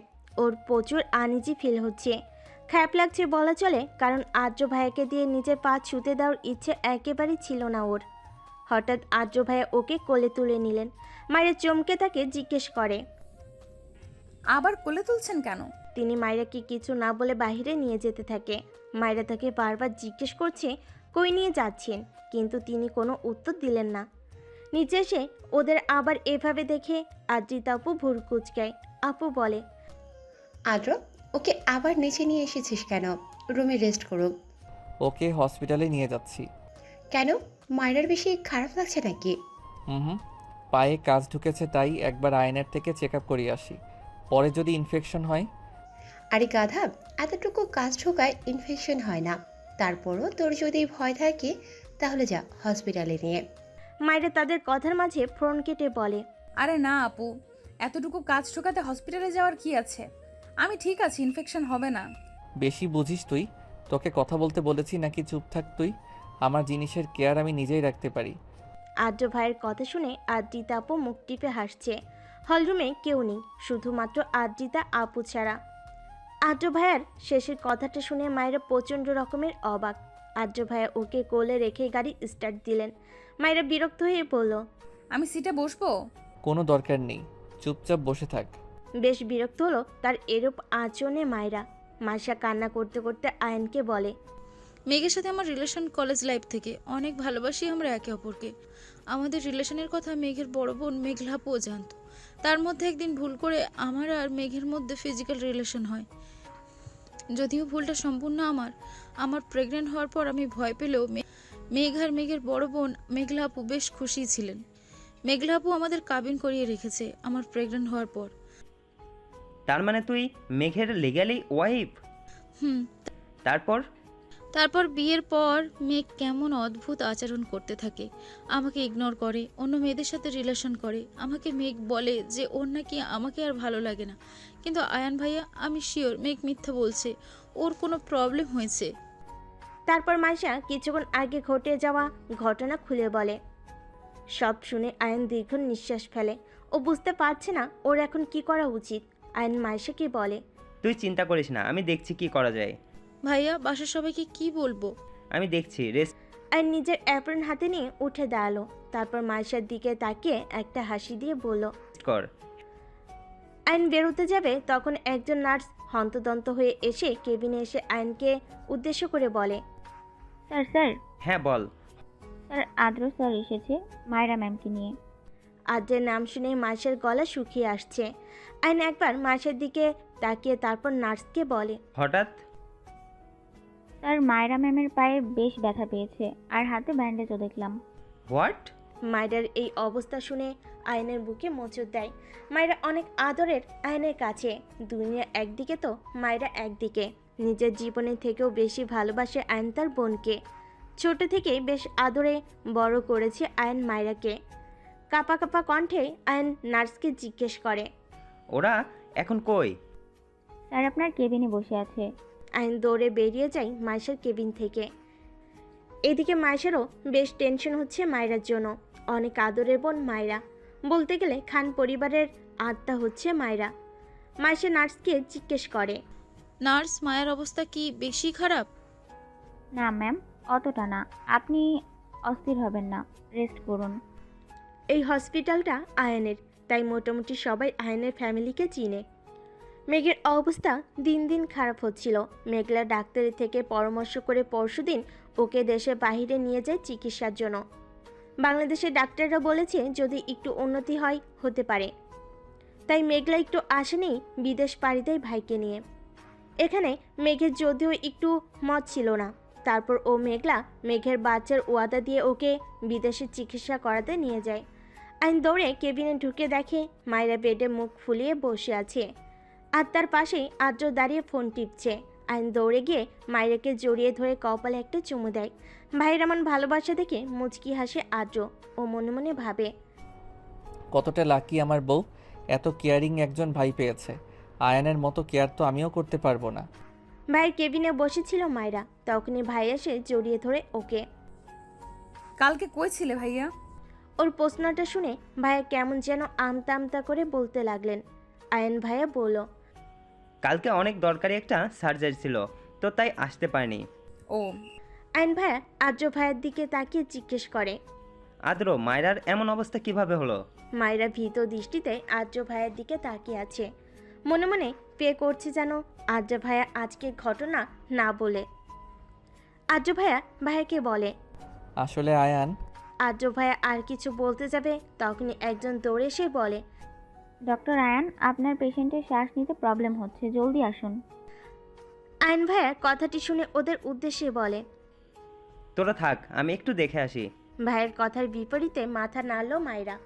ভাইয়া চলে যাবার পরও আদ্র ভাইয়ের দিকে তাকিয়ে বলে, আদ্র প্লিজ ভাইয়াকে আজকে ঘটা কোনো কিছু বলবেন না, তাহলে ভাইয়া পাগল হয়ে যাবে নিশ্চিত। ওর কথা শুনে আদ্র ভাইয়ের চোখ ছোট ছোট করে বলেন, আমি যদি নাও বলি তাহলে বাড়ির কারো না কারো কাছ থেকে আয়ান ব্যাপারটা জেনে যাবে, তখন কি করবি?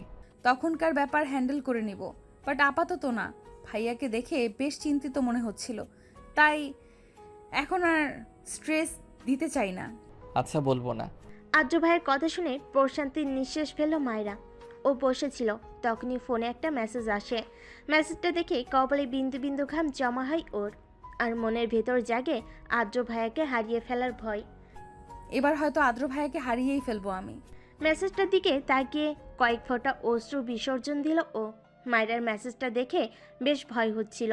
মেসেজটা ছিল তুর্নার সম্পর্কে ওর ফুফাতো বোন হয়। ওর আব্বুরা মোট 3 ভাই 1 বোন। তার মধ্যে তুর্নার আম্মু মানে ওর ফুপি, সে হচ্ছে সবার ছোট। তুর্না মেসেজটা পাঠিয়েছে। মায়ু, আমরা আগামী মাসেই বিড়িতে ব্যাক করছি, তাই তৈরি থাকিস। বিড়িতে আসা মাত্রই আমার আদ্রের বিয়ে হবে। বিয়ের কথাটা শুনে একটুও চমকালো না, কারণ তুর্না আর আদ্র ভাইয়ের বিয়ে আগে থেকে ঠিক হয়ে আছে। যদিও আদ্র ভাই এই বিয়ে সম্পর্কে কিছু জানে না, ওর মনে মাঝে মাঝে একটা প্রশ্ন উদয় হয়, সেটা হচ্ছে যদি তুর্নার সাথে আদ্র ভাইয়ার ব্যাপারটা আদ্র ভাইয়া জানতে পারে, তাহলে কি ভাইয়া আমাকে ভুলে যাবে? এই প্রশ্নটা যখনই মাথায় আসে ওর তখনই বুকে এক প্রকার চাপ অনুভব হয়। জানে না কেন, হয়তো তার প্রতি মায়ের জন্মে গেছে। এসব ভাবার সময় কখন যে চোখটা ভিজে এসেছে খেয়ালই নেই। কিছুক্ষণ আয়ন ভাই এসে ওর হাতে পায়ে ব্যান্ডেজ খুলে আবার নতুন করে কিছু মেডিসিন লাগিয়ে দিয়ে ব্যান্ডেজ করে দিলেন। আয়ন ভাইয়া আদ্র ভাইয়াকে জিজ্ঞেস করলেন, কি হলো আদ্র, বল কিভাবে মায়ের এমন অবস্থা হলো? আদ্র ভাইয়া ওর দিকে তাকিয়ে অদ্ভুত হাসলেন। এই হাসির অর্থ জানা নেই ওর। আদ্র ভাইয়া বললেন, জানিস না তোর বোন কতটা কেয়ারলেস, তেমনভাবে কেয়ারলেসভাবে চলতে গিয়ে এটা করিয়েছে। আদ্র ভাইয়ের কথা শুনে ভাইয়া ওর দিকে চোখ গরম করে তাকালেন। ওর প্রচুর রাগ লাগছে আদ্র ভাইয়ের প্রতি। তিনি কেন এটা বলেন, অন্য কিছু তো বলতে পারতেন। এখন ভাইকে তার মহামূল্যবান ডাক্তারি লেকচার শোনাবে। মায়েরা আদ্র ভাইয়ের দিকে তাকিয়ে দেখলো তিনি মুখ টিপে হাসছেন। আয়ন ভাইয়া বেশ কিছুক্ষণ তার লেকচার দিয়ে ওদের যেতে বললেন। আদ্র ভাইয়া ওকে কোলে করে গাড়িতে নিয়ে বসালেন।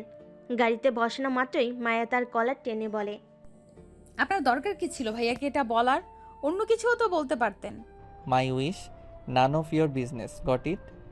কথাটি বলে ওর হাত থেকে নিজের কলার ছাড়িয়ে নিয়ে ড্রাইভিংয়ে মন দিলেন। প্রচুর রাগ লাগছে ওর, কিন্তু কিছু তো আর করার নেই।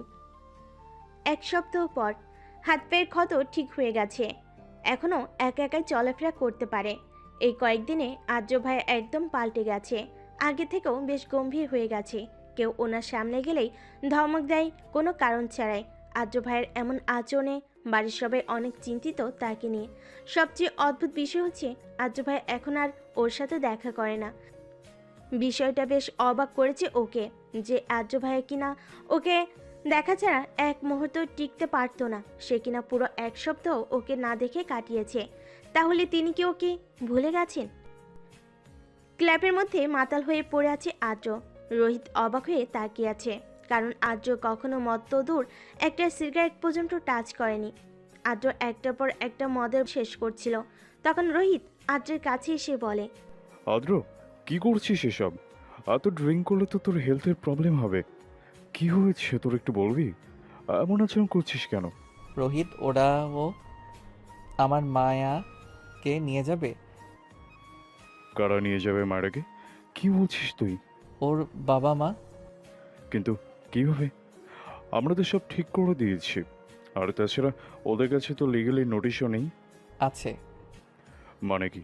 কিভাবে? আদ্র আর কিছু বলার আগে রোহিতের কাঁধে ঢলে পড়ে।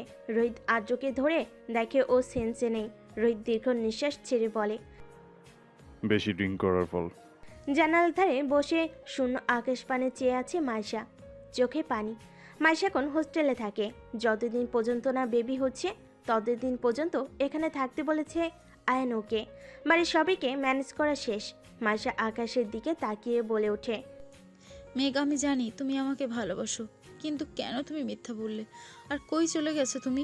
একবার ফিরে এসো প্লিজ। তোমাকে ছাড়া আমাদের বাচ্চাকে কিভাবে বড় করব? রাতের বেলা বই নিয়ে হালকা ঘাটাঘাটি করছে মায়েরা। কালকে থেকে ক্লাস শুরু হবে, কিন্তু পরে একটু মন বসছে না। বারবার আদ্র ভাইয়ের কথা মনে পড়ছে। নিজের মনকে যত কন্ট্রোল করার চেষ্টা করে ততবারই আদ্র ভাইয়ের কথা মনে পড়ে। দরজা খোলার পর দেখে আদ্র ভাই রোহিত ভাইয়ের কাঁধে ভর দিয়ে আছে। ও কিছুটা ভয় পেয়ে গেল। ভয় পাওয়ার কিছু নেই, আদ্র ঠিক আছে। ড্রিঙ্ক করার ফলে জ্ঞান হারিয়েছে। ড্রিঙ্কস? কিন্তু ভাইয়া তো এসব। জানি, আদ্র এসব খায় না। আসলে আজকে যে কি হয়েছে আমরা কেউই জানি না। মায়ের এখনো আদ্র ভাইয়ের দিকে অবাক হয়ে তাকিয়ে আছে। রোহিত ভাইয়া বলে, একটু হেল্প করো, ওকে রুমে দিয়ে আসি। মায়েরা আদ্র ভাইয়ের এক হাত নিজের কাঁধে তুলে নিয়ে তার রুমের দিকে নিয়ে গেল। টেবিলের উপর পা দিয়ে বসে আছে আদনান মাহমুদ। কিছুক্ষণ পরপর আবার সিগারেটে টান দিচ্ছে। তখনই একটা ছেলে এসে বলল, স্যার খবর আছে। বলো। স্যার মেয়েটার খবর পেয়েছি। আদনান মাহমুদ টেবিল থেকে লাফ দিয়ে নেমে এসে বলে, কই তাকে? স্যার ভিডিও ডিএমএ পড়ে। আদনান মাহমুদ বাঁকা হাসি দেয়।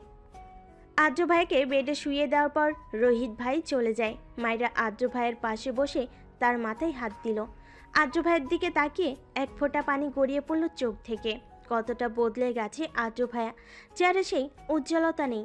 আগে থেকে বেশ শুকিয়ে গেছেন তিনি, চোখের নিচেও কালি পড়ে গেছে। হঠাৎ আদ্র ভাইয়া চোখ খুলে মায়েরাকে দেখে লাফ দিয়ে উঠে বসে। মায়েরা ভয় পেয়ে কিছুটা দূরে সরে যায়, কিন্তু আদ্র ভাইয়া ওর হাত ধরে কাছে টেনে এনে ওর দুই গাল ধরে বলে, ভালোবাসি মায়াপরি, প্লিজ ছেড়ে যাস না আমায়, মারা যাব আমি। আদ্র ভাই কি বলছেন এসব? অনেক ভালোবাসি তোকে, এক আকাশ ভালোবাসি, কেন বুঝিস না আমার ভালোবাসা? মায়েরা কিছু বলল না। তিনি আবার বললেন, কেন বুঝিস না মায়েরা, অতিরিক্ত চাই তোকে, তোকে ছাড়া আমি অসমাপ্ত, মারা যাব আমি তোকে ছাড়া। মায়ের চোখ দিয়ে পানি পড়ছে। কাপা কণ্ঠে বলল, ভালোবাসি। কি বললি? আরেকবার বল প্লিজ। ভালোবাসি, খুব ভালোবাসি। আদ্র ভাইয়া হাসলেন, মনোমুগ্ধকর তার হাসি। তিনি হেসে ওর সারা মুখে শব্দ করে চুমু খেলেন। সকালে স্নিগ্ধ আলো আর হিমশীতল বায়ু জানালার পর্দা ভেদ করে ভিতরে আসছে। হিমশীতল ঠান্ডা বাতাসের কারণে ঘুম ভেঙে যায় মায়রার। মায়রা অনেক কষ্টে নিজের চোখ খুলে। রাতে বেশ দেরিতে ঘুমিয়েছে ও। চোখ খোলা মাত্রই ছোটোখাটো একটা ঝটকা খায় মায়রা। মায়রা দেখে আদ্র একদম ওর কাছে এসে ঘুমিয়ে আছে। মায়রা নড়তেও পারছে না, কারণ আদ্রকে একদম আষ্টে পিষ্টে জড়িয়ে ধরে আছে। তখনই মায়রার খেয়াল হয় কাল রাতের কথা। কাল রাতে আদ্র অনেক জেদ করেছিল মায়রাকে জড়িয়ে ধরে ঘুমাবে। মায়ের প্রথমে রাজি না হলেও পরে বাধ্য হয় আদ্রর কারণে। মায়েরা আলতো হাতে আদ্রের গাল স্পর্শ করে। হালকা কেঁপে ওঠে আদ্র, তবুও ঘুম ভাঙে না ওর। মায়েরা ভাবছে কাল রাতের কথা। আপনাকে বলে তো দিলাম ভালোবাসি, কিন্তু আদৌ কি এই ভালোবাসা পূর্ণতা পাওয়ার যোগ্য? মায়ের খেয়াল হয় তুর্নার কথা। সাথে সাথে আদ্রর গাল থেকে হাত সরিয়ে নেয় ও। আপনাকে ভালোবাসতে পারবো না আমি, আপনি আমার না। বোন হয়ে কিভাবে নিজের বোনকে ঠকাবো আমি? আমি তুর্নাকে ওয়াদা দিয়েছি আমাদের এই ভালোবাসা পূর্ণতা পাবার নয়। মায়েরা কথাগুলো ভেবে খুব সাবধানতার সাথে আদ্র থেকে নিজেকে ছাড়িয়ে নিয়ে দৌড়ে রুম থেকে বেরিয়ে যায়। আদ্র এখনও গভীর ঘুমে মত্ত। মায়েরা রুমে এসে দরজা আটকে কান্না করে দেয়। ও এখন মনে প্রাণে দোয়া করছে যে আদ্র যাতে কাল রাতের কথা মনে না থাকে। সকাল 8টার দিকে ঘুম ভেঙে যায় আদ্রের। ঘুম থেকে ওঠা মাত্রই মাথা চেপে ধরে ও। বেশ মাথা ধরেছে ওর। আদ্র পেট সাইড টেবিলের দিকে তাকিয়ে দেখে তেঁতুলের পানি। ও চট করে উঠে গ্লাসটা হাতে নেয়। পানিটা খাওয়ার পর মাথা ব্যথা অনেকটাই কমেছে ওর। আদ্র নিজের দিকে তাকিয়ে দেখে ও একটা ব্ল্যাক টি শার্ট পরা। ও ভুর কুচকায়। আমি তো জ্যাকেট পরা ছিলাম, ড্রেস চেঞ্জ করলো কে? আর আমার টি শার্ট থেকে লেডিস পারফিউমের স্মেল আসছে কেন? রাতে কি রুমে কেউ এসেছিল? আদ্র নিজের মাথা চেপে ধরে মনে করার চেষ্টা করে, কিন্তু ফলাফল শূন্য। রেডি হয়ে নিচে নেমে আসে আদ্র। আদ্রর চোখ এখন মায়রাকে খুঁজছে, কিন্তু কোথাও ওর দেখা পেল না ও। তখনই পিছন থেকে আদ্রিতা বলে ওঠে, কাকে খুঁজছিস? মায়রা কই? ও কলেজে গেছে। ভুলে গেছিস আজকে ওর মেডিকেলের ফার্স্ট ক্লাস? শিট, আপু আমি বেরোচ্ছি। বলেই দৌড়ে বাইরে চলে যায় আদ্র। বাইক নিয়ে রাস্তার টং দোকানের পাশে দাঁড়িয়ে আছে আয়ান। কারণ একটাই, জান্নাতের সাথে দেখা করা। জান্নাত হচ্ছে আয়ানের একমাত্র ভালোবাসার মানুষ। সেদিন ছাদে বলা কথাটাও জান্নাতকে উদ্দেশ্য করেই বলেছিল। জান্নাতের বাসা আর আয়ানদের বাসা একদম অ্যাটাচ করা। জান্নাত কখনোই আয়ানকে পছন্দ করে না, এমনকি পছন্দ তো দূর, জান্নাত আয়ানকে দেখলেই কেন যেন রেগে যায়। কারণটা অজানা আয়ানের কাছে। প্রায় 10 বছর ধরে জান্নাতের পিছনে পিছনে ঘুরছে আয়ান, কিন্তু আজ পর্যন্ত কোনো লাভ হয়নি। আয়ান জান্নাতের কথা ভাবছিল, ঠিক তখনই রাস্তার পাশ দিয়ে হেঁটে যাচ্ছিল জান্নাত কলেজের উদ্দেশ্যে। জান্নাতকে দেখা মাত্রই আয়ান মুচকি হাসে, কিন্তু আয়ানের হাসি বেশিক্ষণ টিকল না। কয়েকজন ছেলে এসে আয়নের মাথায় রড দিয়ে বাড়ি মারে। রাস্তায় লুটিয়ে পড়ে ও। পুরো রাস্তায় আয়নের রক্ত গড়াগড়ি খাচ্ছে। আয়ন জান্নাতের দিকে তাকিয়ে দেখে জান্নাত বিশ্বজয়ের হাসি দিচ্ছে। আয়ন বুঝতে পারে কাজটা জান্নাতই ঘটিয়েছে। আয়ন অজ্ঞান হওয়ার আগে বিড়বিড় করে বলে, বুঝবে একদিন, আমার শূন্যতা যেদিন থাকবো না আমি তোমার কাছে। আজ হাসছো, সেদিন কাঁদবে। হ্যাঁ, আমার জন্যই কাঁদবে সেদিন। হয়তো দেরি হবে একটু, কিন্তু তাতে কি আমার ভালোবাসা তো একটুও হলেও সার্থক হবে। কথাগুলো বলে একটা দীর্ঘ নিঃশ্বাস ছেড়ে আজীবনের মতো চুপ হয়ে যায় ও। মেঘের অবস্থা দিনকে দিন খারাপ হচ্ছে। ডক্টররা প্রায় আশা ছেড়ে দিয়েছে বলা চলে। মেঘের ব্রেন অপারেশন করা হলে ও বাঁচতেও পারে, কিন্তু মেঘের অবস্থা এতটাই খারাপ যে মেঘকে একটা ইঞ্জেকশন দিতে হলেও 10 বার ভাবতে হয়।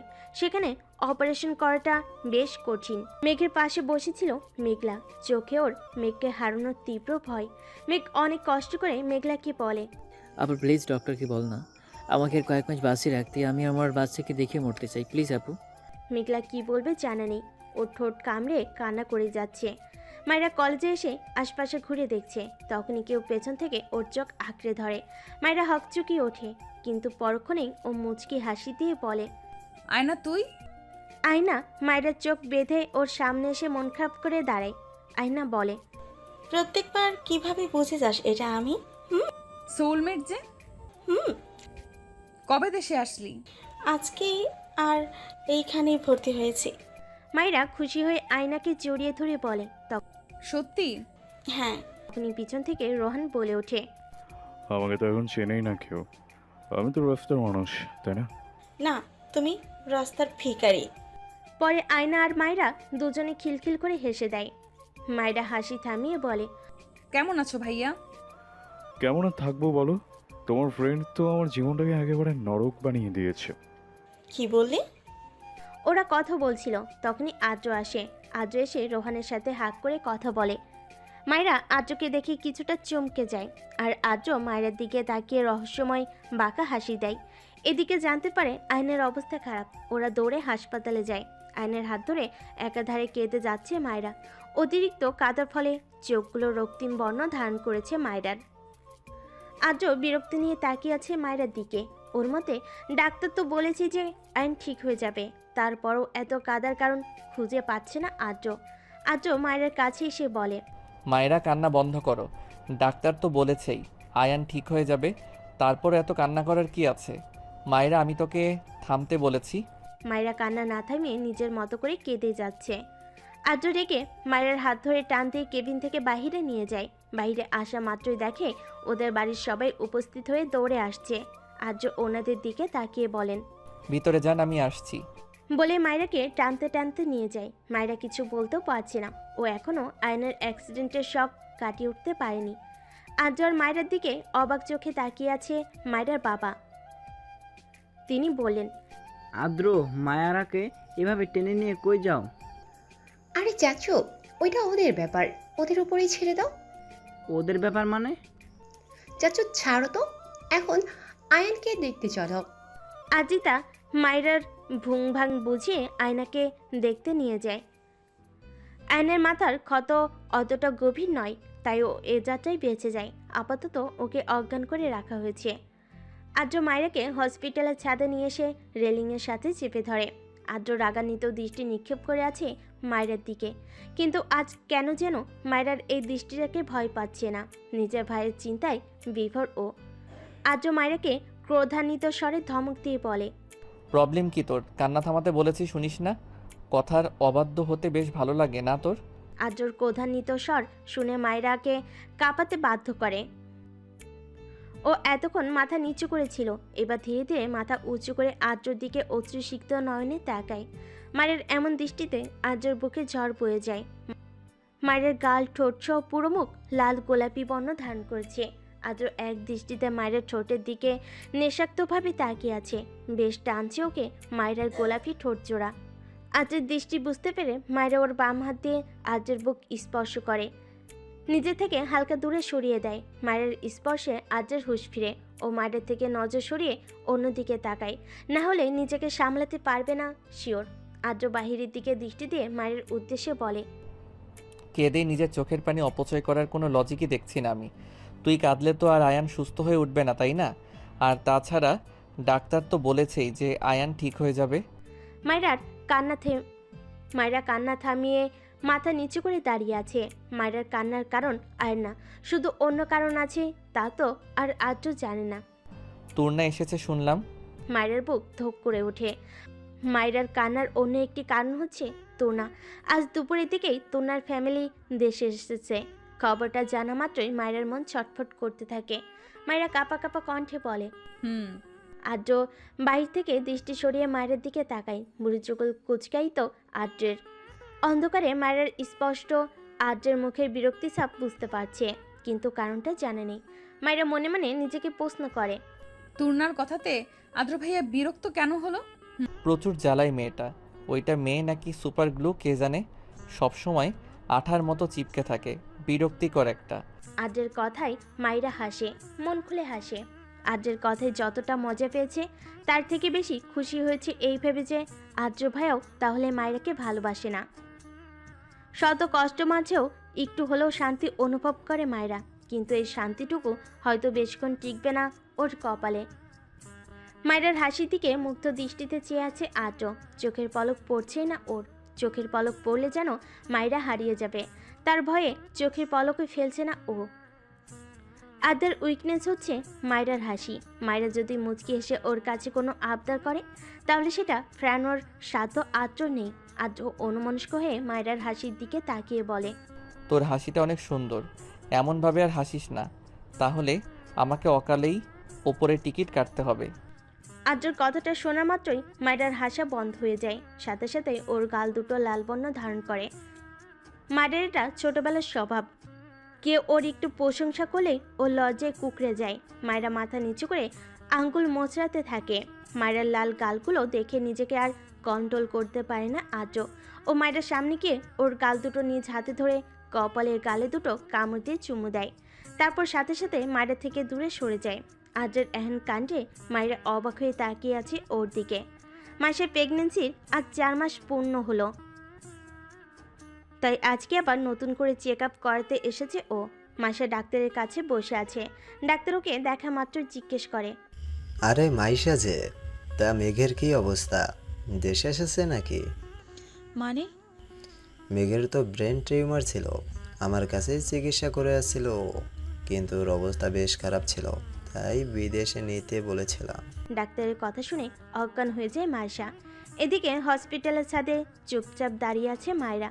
আদ্র ফোনে কথা বলাই ব্যস্ত। মায়েরা রেলিং ধরে দাঁড়িয়ে ঢাকার ব্যস্ত নগরী দেখছে। হঠাৎই ঝুম বৃষ্টি শুরু হয়। বৃষ্টির কারণে আদ্র তাড়াতাড়ি ফোনে কথা বলে মায়ের কাছে এগিয়ে যায়। আদ্র মায়ের কাছে গিয়ে দেখে মায়েরা পুরো ভিজে গিয়েছে, শীতে কাঁপছেও। আদ্র মায়ের কাছে এগিয়ে বলে, চল সাইডে দাঁড়াই, এই অবস্থাতে নিচে যাওয়া যাবে না। মায়েরা আর আদ্র ছাদের এক সাইডে এসে দাঁড়ায়। শীতে প্রচণ্ড কাঁপছে মায়েরা। আদ্র মায়েরার পেছনে গিয়ে ওকে জড়িয়ে ধরে।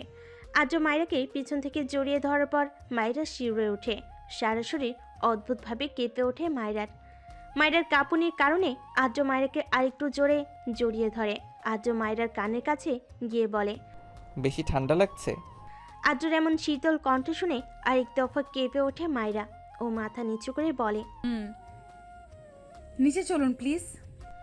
আদ্র মায়েরাকে ছেড়ে দেয়। তারপর নিজের পরনের শার্টটা খুলে মায়েরাকে পরিয়ে দেয়। আদ্রর শরীরে এখন শুধুমাত্র একটা পাতলা গ্রে কালারের টি শার্ট আছে। আদ্র মায়েরাকে শার্টটা পরিয়ে দিয়ে বলে, এখন চল। মায়েরা ইতস্তত বোধ করে বলে, আপনার ঠান্ডা লাগছে না? মায়ের প্রশ্ন শুনে আদ্র স্মিত হাসে। চল। মায়েরা হাঁপ ছেড়ে নিচে যাওয়ার উদ্দেশ্যে পা বাড়ায়। জান্নাত নিজের রুমে অস্থিরভাবে পায়চারি করছে। ওর অস্থিরতার একটাই কারণ, আর সেটা হচ্ছে আয়ান। কিন্তু জান্নাত ভেবে পাচ্ছে না কেন ও আয়ানকে নিয়ে এতটা চিন্তিত। ও তো নিজে চেয়েছিল যে আয়ান মারা যাক, তাহলে এখন কেন আয়ানের জন্য খারাপ লাগছে? জান্নাত কতগুলো ভাবছিল, তখনই ওর আম্মু ওর রুমে প্রবেশ করে। তিনি জান্নাতকে উদ্দেশ্য করে বলেন, এইভাবে পায়চারি করছিস কেন জান্নাত? জান্নাত মায়ের দিকে অপরাধমূলক দৃষ্টিতে তাকায়। জান্নাতের আম্মু জান্নাতের এমন দৃষ্টিতে কিছুটা চিন্তিত হন। জান্নাতের আম্মু চিন্তিত স্বরে বলেন, কি হয়েছে জান্নাত, তোকে এমন দেখাচ্ছে কেন? ঠিক আছিস তুই? কিছু কি হয়েছে? জান্নাত মায়ের হাত ধরে বেডে বসিয়ে মায়ের কোলে মাথা রেখে শুয়ে পড়ে। জান্নাত হাত দিয়ে ওর আম্মুকে ইশারা করে বলে মাথায় বিলি কেটে দিতে। জান্নাতের আম্মু তাই করেন। এর এমন প্রশ্নে জান্নাতের আম্মু কিছুটা চমকায়। তিনি বলেন, নিজের ভালোর জন্য কোনো খারাপ কাজ করা ঠিক না মা। তাহলে এটা স্বার্থপরতার পরিচয় বহন করে। যদি পারো তাহলে ব্যাপারটা সংশোধন করার চেষ্টা করো, কিন্তু খারাপ কাজ করা ঠিক না। কারণ তুমি যে খারাপ কাজটা করবে সেটা হয়তো তোমাকে কোনো না কোনো সময় অনুশোচনা জাগাবে, তোমার খারাপ লাগা কাজ করবে। জান্নাত এতক্ষণ মন দিয়ে মায়ের কথাগুলো শুনছিল, চোখ দিয়ে পানি গড়িয়ে পড়ছে ওর।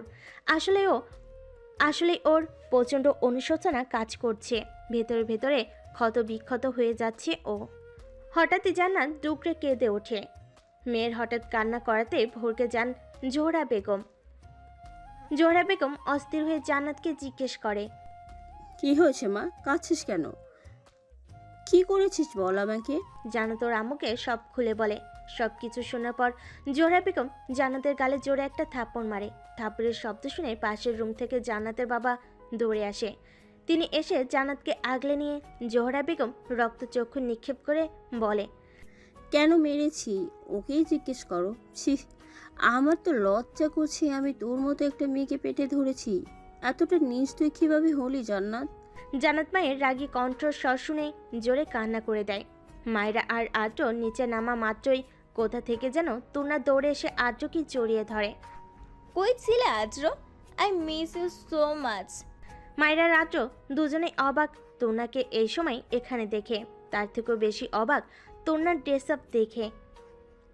তুনার পরনে একটা 3/4 প্যান্ট আর খুব ছোট একটা স্লিভলেস শার্ট, আর তার থেকেও বড় কথা শার্টের প্রথম 2টা বোতাম খোলা। আদ্র বিরক্ত হয়ে তুনা থেকে নিজেকে ছাড়িয়ে নেয়। আদ্র তুনাকে একটা ধমক দিয়ে বলে, এসব কি তুন্না? পাবলিক প্লেসে এভাবে জড়িয়ে ধরছিস কেন মাথায়? আদ্র সম্পূর্ণ কথা শেষ করার আগেই তুনার ড্রেস আপ দেখে লজ্জায় মাথা নামিয়ে নেয়। আদ্রর রাগও লাগছে বেশ, কিন্তু হসপিটালে সিনক্রিয়েট করা ঠিক হবে না ভেবে চুপ করে আছে। তুনা ঢং করে বলে, কি হলো জান, কথা বলছো না কেন? আর তুমি মাথা নিচু করে আছো কেন? আদ্রর ইচ্ছে করছে তুনাকে একটা থাপ্পড় মারতে, কিন্তু ও এটা করতে পারছে না, কারণ এটা পাবলিক প্লেস। এখানে তুনাকে জোরে একটা ধমক দিল মানুষ জড়ো হয়ে ভিডিও করা শুরু করবে। আদ্র মায়ের দিকে তাকিয়ে বলে, ওকে বলে দিস ড্রেস চেঞ্জ করতে। কথাটা বলেই সেখান থেকে হনহনিয়ে চলে যায় আদ্র।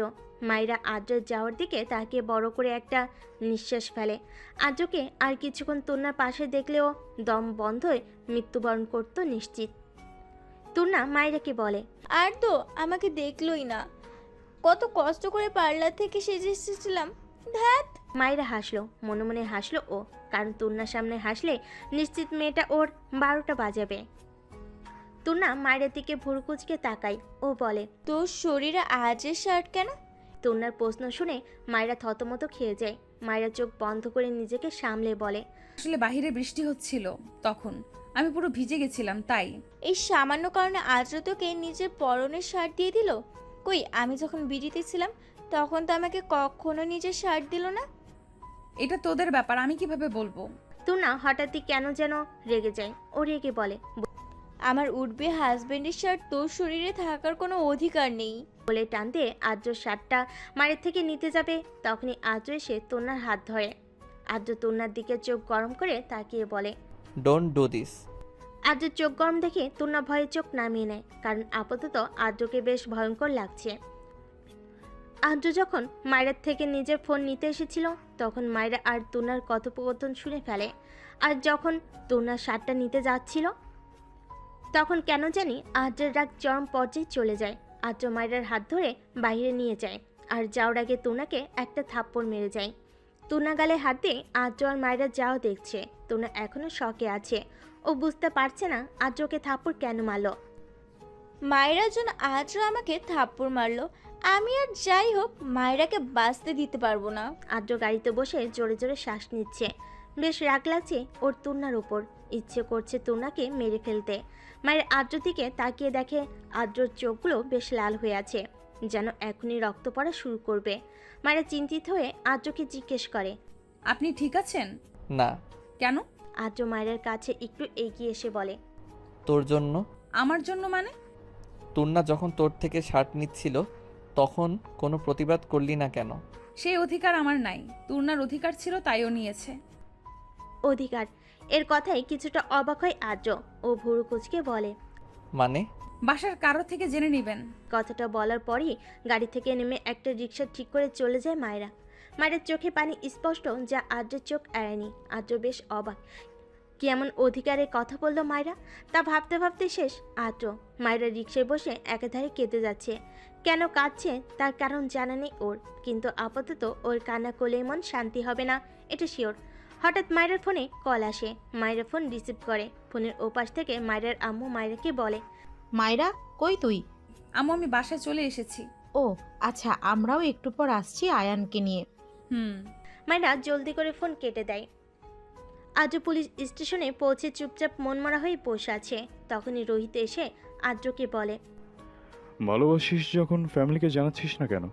আদ্র ভুরু কুচকাই রোহিতের কথায়। ও বলে,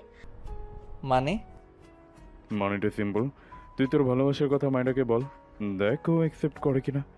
আর না করলে তুই আর ওকে ছাড়বি না, সোজা জোর করে বিয়ে করে ফেললেই তো হয়। রোহিতের কথা শুনে বেশ কিছুক্ষণ চুপ করে থাকে ও। তারপর হঠাৎ চেয়ার থেকে উঠে রোহিতকে জড়িয়ে ধরে বলে, এই প্রথম কোনো কাজের কথা বললি? আমি সবসময় কাজের কথাই বলি। আচ্ছা শোন, প্রপোজ করার জন্য যা যা লাগে সব ঠিক করে ফেল। আজকে ওকে প্রপোজ করব, দেন রাজি হলে তো ভালো, না হলে জোর করে বিয়ে করতে হবে। আচ্ছা। বাংলো বাড়িতে এসে গাড়ি থামাতেই মায়ের বুকের ধুকপুকানিটা যেন বেড়ে 4 গুণ হয়ে যায়। মায়ের ড্রেস ধরে আস্তে আস্তে সামনে আগায়। দরজার কাছে আসতেই গোলাপি পাপড়ির বর্ষণ হয় মায়ের উপর। অনেকটা অবাকার প্রশ্ন নিয়ে সামনে আগায় মায়েরা। কিছুটা সামনে যেতেই একটা লোক এসে মায়েরাকে বলে, ম্যাম স্যার সেকেন্ড ফ্লোরে আছে।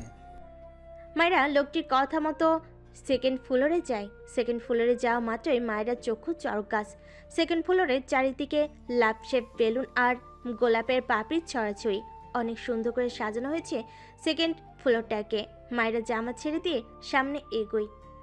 সামনে আগানো মাত্রই পিছন থেকে আদ্র এসে মায়েরকে জড়িয়ে ধরে মায়েরার কাঁধে নিজের থুতনি রেখে বলে, হ্যাপি ভ্যালেন্টাইন্স ডে জান। আদ্রর হিসিসির কথাগুলো শুনে কেঁপে ওঠে মায়েরা। আদ্র মায়েরাকে ছেড়ে ওর সামনে হাঁটু গেয়ে বসে বলে, ছোট থেকেই তোর বাচ্চামোগুলোর প্রতি একটা অন্যরকম আকর্ষণ ছিল আমার। ছোট সময় যখন পুতুলের জন্য কান্না করতি তখন ইচ্ছে করতো দুনিয়ার সব পুতুল তোর সামনে হাজির করতে। আস্তে আস্তে বয়স বাড়ার সাথে সাথে বুঝতে পারলাম তোকে আমি ভালোবাসি, অতিরিক্ত চাই। দিবি আমাকে একটা সুযোগ? বিশ্বাস কর, কখনো তোকে নিরাশ করব না। মা যেমন তার সন্তানকে আগলে রাখে যে কোনো পরিস্থিতি থেকে, তেমনি তোকে আগলে রাখবো। একটু ভালোবাসবি আমাকে? কথাগুলো বলে অসহায় চোখে তাকিয়ে আছে মায়ের দিকে। আদ্রর উত্তরের আশায় মায়েরা স্তব্ধ হয়ে আছে। মায়েরা চোখ বন্ধ করে নিজেকে শক্ত করে আদ্রকে বলে, আমি আপনাকে। আদ্র মায়ের দিকে অসহায় চাহনি দিয়ে তাকিয়ে আছে ওর উত্তরের আশায়। আদ্রের চাহনি দেখে কষ্ট পেল মায়েরার, কিছু করার নেই। মায়েরা একটা লম্বা শ্বাস নিয়ে আদ্রকে বলে, আমি আপনাকে ভালোবাসি না, আর না আপনাকে কোনোদিন ভালোবাসা সম্ভব। আমি অন্য কাউকে ভালোবাসি, তার সাথে আমার 2 বছরের রিলেশন। এমনকি ছেলেটা আপনার থেকেও অনেক বেশি হ্যান্ডসাম। একদমই কথাগুলো বলে মায়েরা মাথা নিচু করে দেখে আদ্রর লাল টকটকে চোখ থেকে পানি পড়ছে। আদ্র কাঁপছে, রাগে কাঁপছে নাকি অন্য কিছু তা জানা নেই মায়েরার। মায়েরার ভয় হচ্ছে খুব। মায়েরা আস্তে আস্তে পিছিয়ে যেতে থাকে। তখনই আদ্র উঠে এসে মায়েরার হাত অনেক শক্ত করে ধরে। এতটাই শক্ত করে ধরেছে হাত এখনো ভাঙেনি, এটাই অনেক। আদ্র কর্কশ কণ্ঠে বলে, আমি জীবিত থাকতে অন্য ছেলের সাথে রিলেশন করিস? সাহস তো কম না তোর? ইচ্ছে করছে তোকে এখনই জ্যান্ত পুঁতে ফেলি। তো করুন, মানা করেছে কে? তোকে মেরে ফেললে আমার প্রতিশোধ কিভাবে পূরণ হবে? মায়েরা অনেকটা অবাক হয় আদ্রের কথায়। মায়েরা নিজের কণ্ঠে অবাক সুর টেনে বলে, প্রতিশোধ? কিসের প্রতিশোধ? বাহ, আমাকে কষ্ট দিলি, তার শাস্তি তোকে না দেই কিভাবে? আমি অন্য ছেলের সাথে রিলেশন করি, এতে আপনাকে কষ্ট দেওয়ার কি হলো? আদ্রের কপালের রক ফুটে ওঠে মায়ের কথা শুনে। আরো বেশি হিংস্র হয় আদ্র। ও বলে, রিলেশন করিস 2 বছর, কিন্তু আমি তোকে ভালোবাসি আরও অনেক বছর ধরে, এবং সেটা তুই জানিস। এবং জেনে শুনে তুই অন্য একটা ছেলের সাথে রিলেশনে গেছিস, তাহলে এটাকে ধোঁকা বলে না তো কি বলে? আমি আমার মতো চলবো, তাতে আপনার কি? কারণ তুই আমার, শুধু আমার। Got it? আদ্র মায়ের হাত ধরে টেনে নিচে নিয়ে যেতে থাকে। মায়েরা পিছন থেকে আদ্রকে বলে, কই নিয়ে যাচ্ছেন আমাকে? বিয়ে করতে। মায়ের স্তব্ধ হয়ে যায় আদ্রর কথা শুনে। ওর ব্রেন কাজ করা বন্ধ করে দিয়েছে। আদ্র মায়েরাকে ফার্স্ট ফ্লোরে এনে সোফায় ছুঁড়ে মারে, কিন্তু মায়ের কোনো রিয়াক্ট নেই। আদ্র নিজের ফোন বের করে কাকে যেন ফোন লাগিয়ে বলে, চলে আয়। ও মানেনি। বধূ বেশে বসে আছে মায়েরা, পাশে আদ্র বসা, আর ওর সাথে অনেকে এসেছে আদ্র আর মায়েরার বিয়ের জন্য, এমনকি আদ্রিতাও বাদ নেই। আদ্রের কবুল বলা শেষে মায়েরাকে কবুল বলতে বলা হলে ও চুপ হয়ে থাকে। মায়েরার এমন চুপ থাকাটা আদ্রের সহ্য হয় না। ও রেগে মায়েরাকে একটা থাপ্পড় দিয়ে বলে, কবুল বলবি নাকি আরেকটা দিব? আদ্র থাপ্পড় খেয়ে মায়েরা কান্না করে দেয়। ও অসহায় চোখে আদ্রিতার দিকে তাকায়। আদ্রিতা বলে, কবুল বলে দে বোন, না হলে আরও থাপ্পড় খেতে হবে। মায়েরার প্রচুর রাগ লাগছে আদ্রিতার উপর। ওর মনে হচ্ছে কই আদ্রিতা ওকে একটু হেল্প করবে, তা না সে নিজের ভাইয়ের অনৈতিক কাজে সাপোর্ট করছে। মায়ের ভাবনার মাঝে আরও একটা থাপ্পড় পড়ে ওর গালে। মায়ের আরও জোরে কান্না করে দেয়। এসব মেলোড্রামা অফ করে জলদি কবুল বল, না হলে এখানে তোকে মেরে কবর দিয়ে যাব। বলবো না কবুল, মেরে ফেলুন আমাকে। আদ্রর রাগ দ্বিগুণ বেড়ে যায়। আদ্রর ধমক স্বরূপ কথা শুনে কাজী বেশ ভয় পেয়ে যায়। কাজীকে ভয় পেতে দেখে রোহিত বলে, আরে চাচা, স্কুলের টিচারদের মতো জ্ঞান না দিয়ে সিন উপভোগ করুন না, শুধু শুধু ওদের ঝগড়ার ভেতর না গলাচ্ছেন কেন? বলে রোহিত আদ্রকে বলে। Carry on. আদ্র এবার নিজের পকেট থেকে গান বের করে নিজের মাথায় ঠেকিয়ে বলে, বল, বিয়ে করবি নাকি গুলি করব? মায়েরা অনেক ভয় পেয়ে যায় আদ্রর এমন আচরণে। মায়েরা ভীত স্বরে বলে, ওটা সরান প্লিজ, আমি কবুল বলছি। আগে বল। আদ্রের কথা শুনে জলদি করে 3 বার করে কবুল বলে ফেলে। সাথে উপস্থিত সবাই আলহামদুলিল্লাহ বলে ওঠে। বিয়ের আরও কিছু কাজ সমাপ্তি করে পুরোপুরিভাবে স্বামী স্ত্রীর পবিত্র বন্ধনে আবদ্ধ হয় আদ্র আর মায়েরার। আদ্র মায়ের কানে কাছে বলে, এবার আমার প্রতিশোধ নেওয়া শুরু করব। এত কষ্ট দিব যে তুই তোর মৃত্যু কামনা করবি, যে তোকে ভালোবাসবো আমি। বিয়ে করেছি বলে ভাববি না যে তোকে ভালোবাসবো আমি। এতটা টর্চার করব যে রিলেশন করার শাস্তি তুই হাড়ে হাড়ে পাবি। আদ্রর কথাগুলো শুনে কেঁপে ওঠে মায়েরা। ও বুঝতে পারছে ওর জন্য বেশ বড় কোনো কিছু অপেক্ষা করছে। 7 বছর পর আদ্র আর মায়েরা তাদের সন্তান রুহিকে নিয়ে খেলা করছে।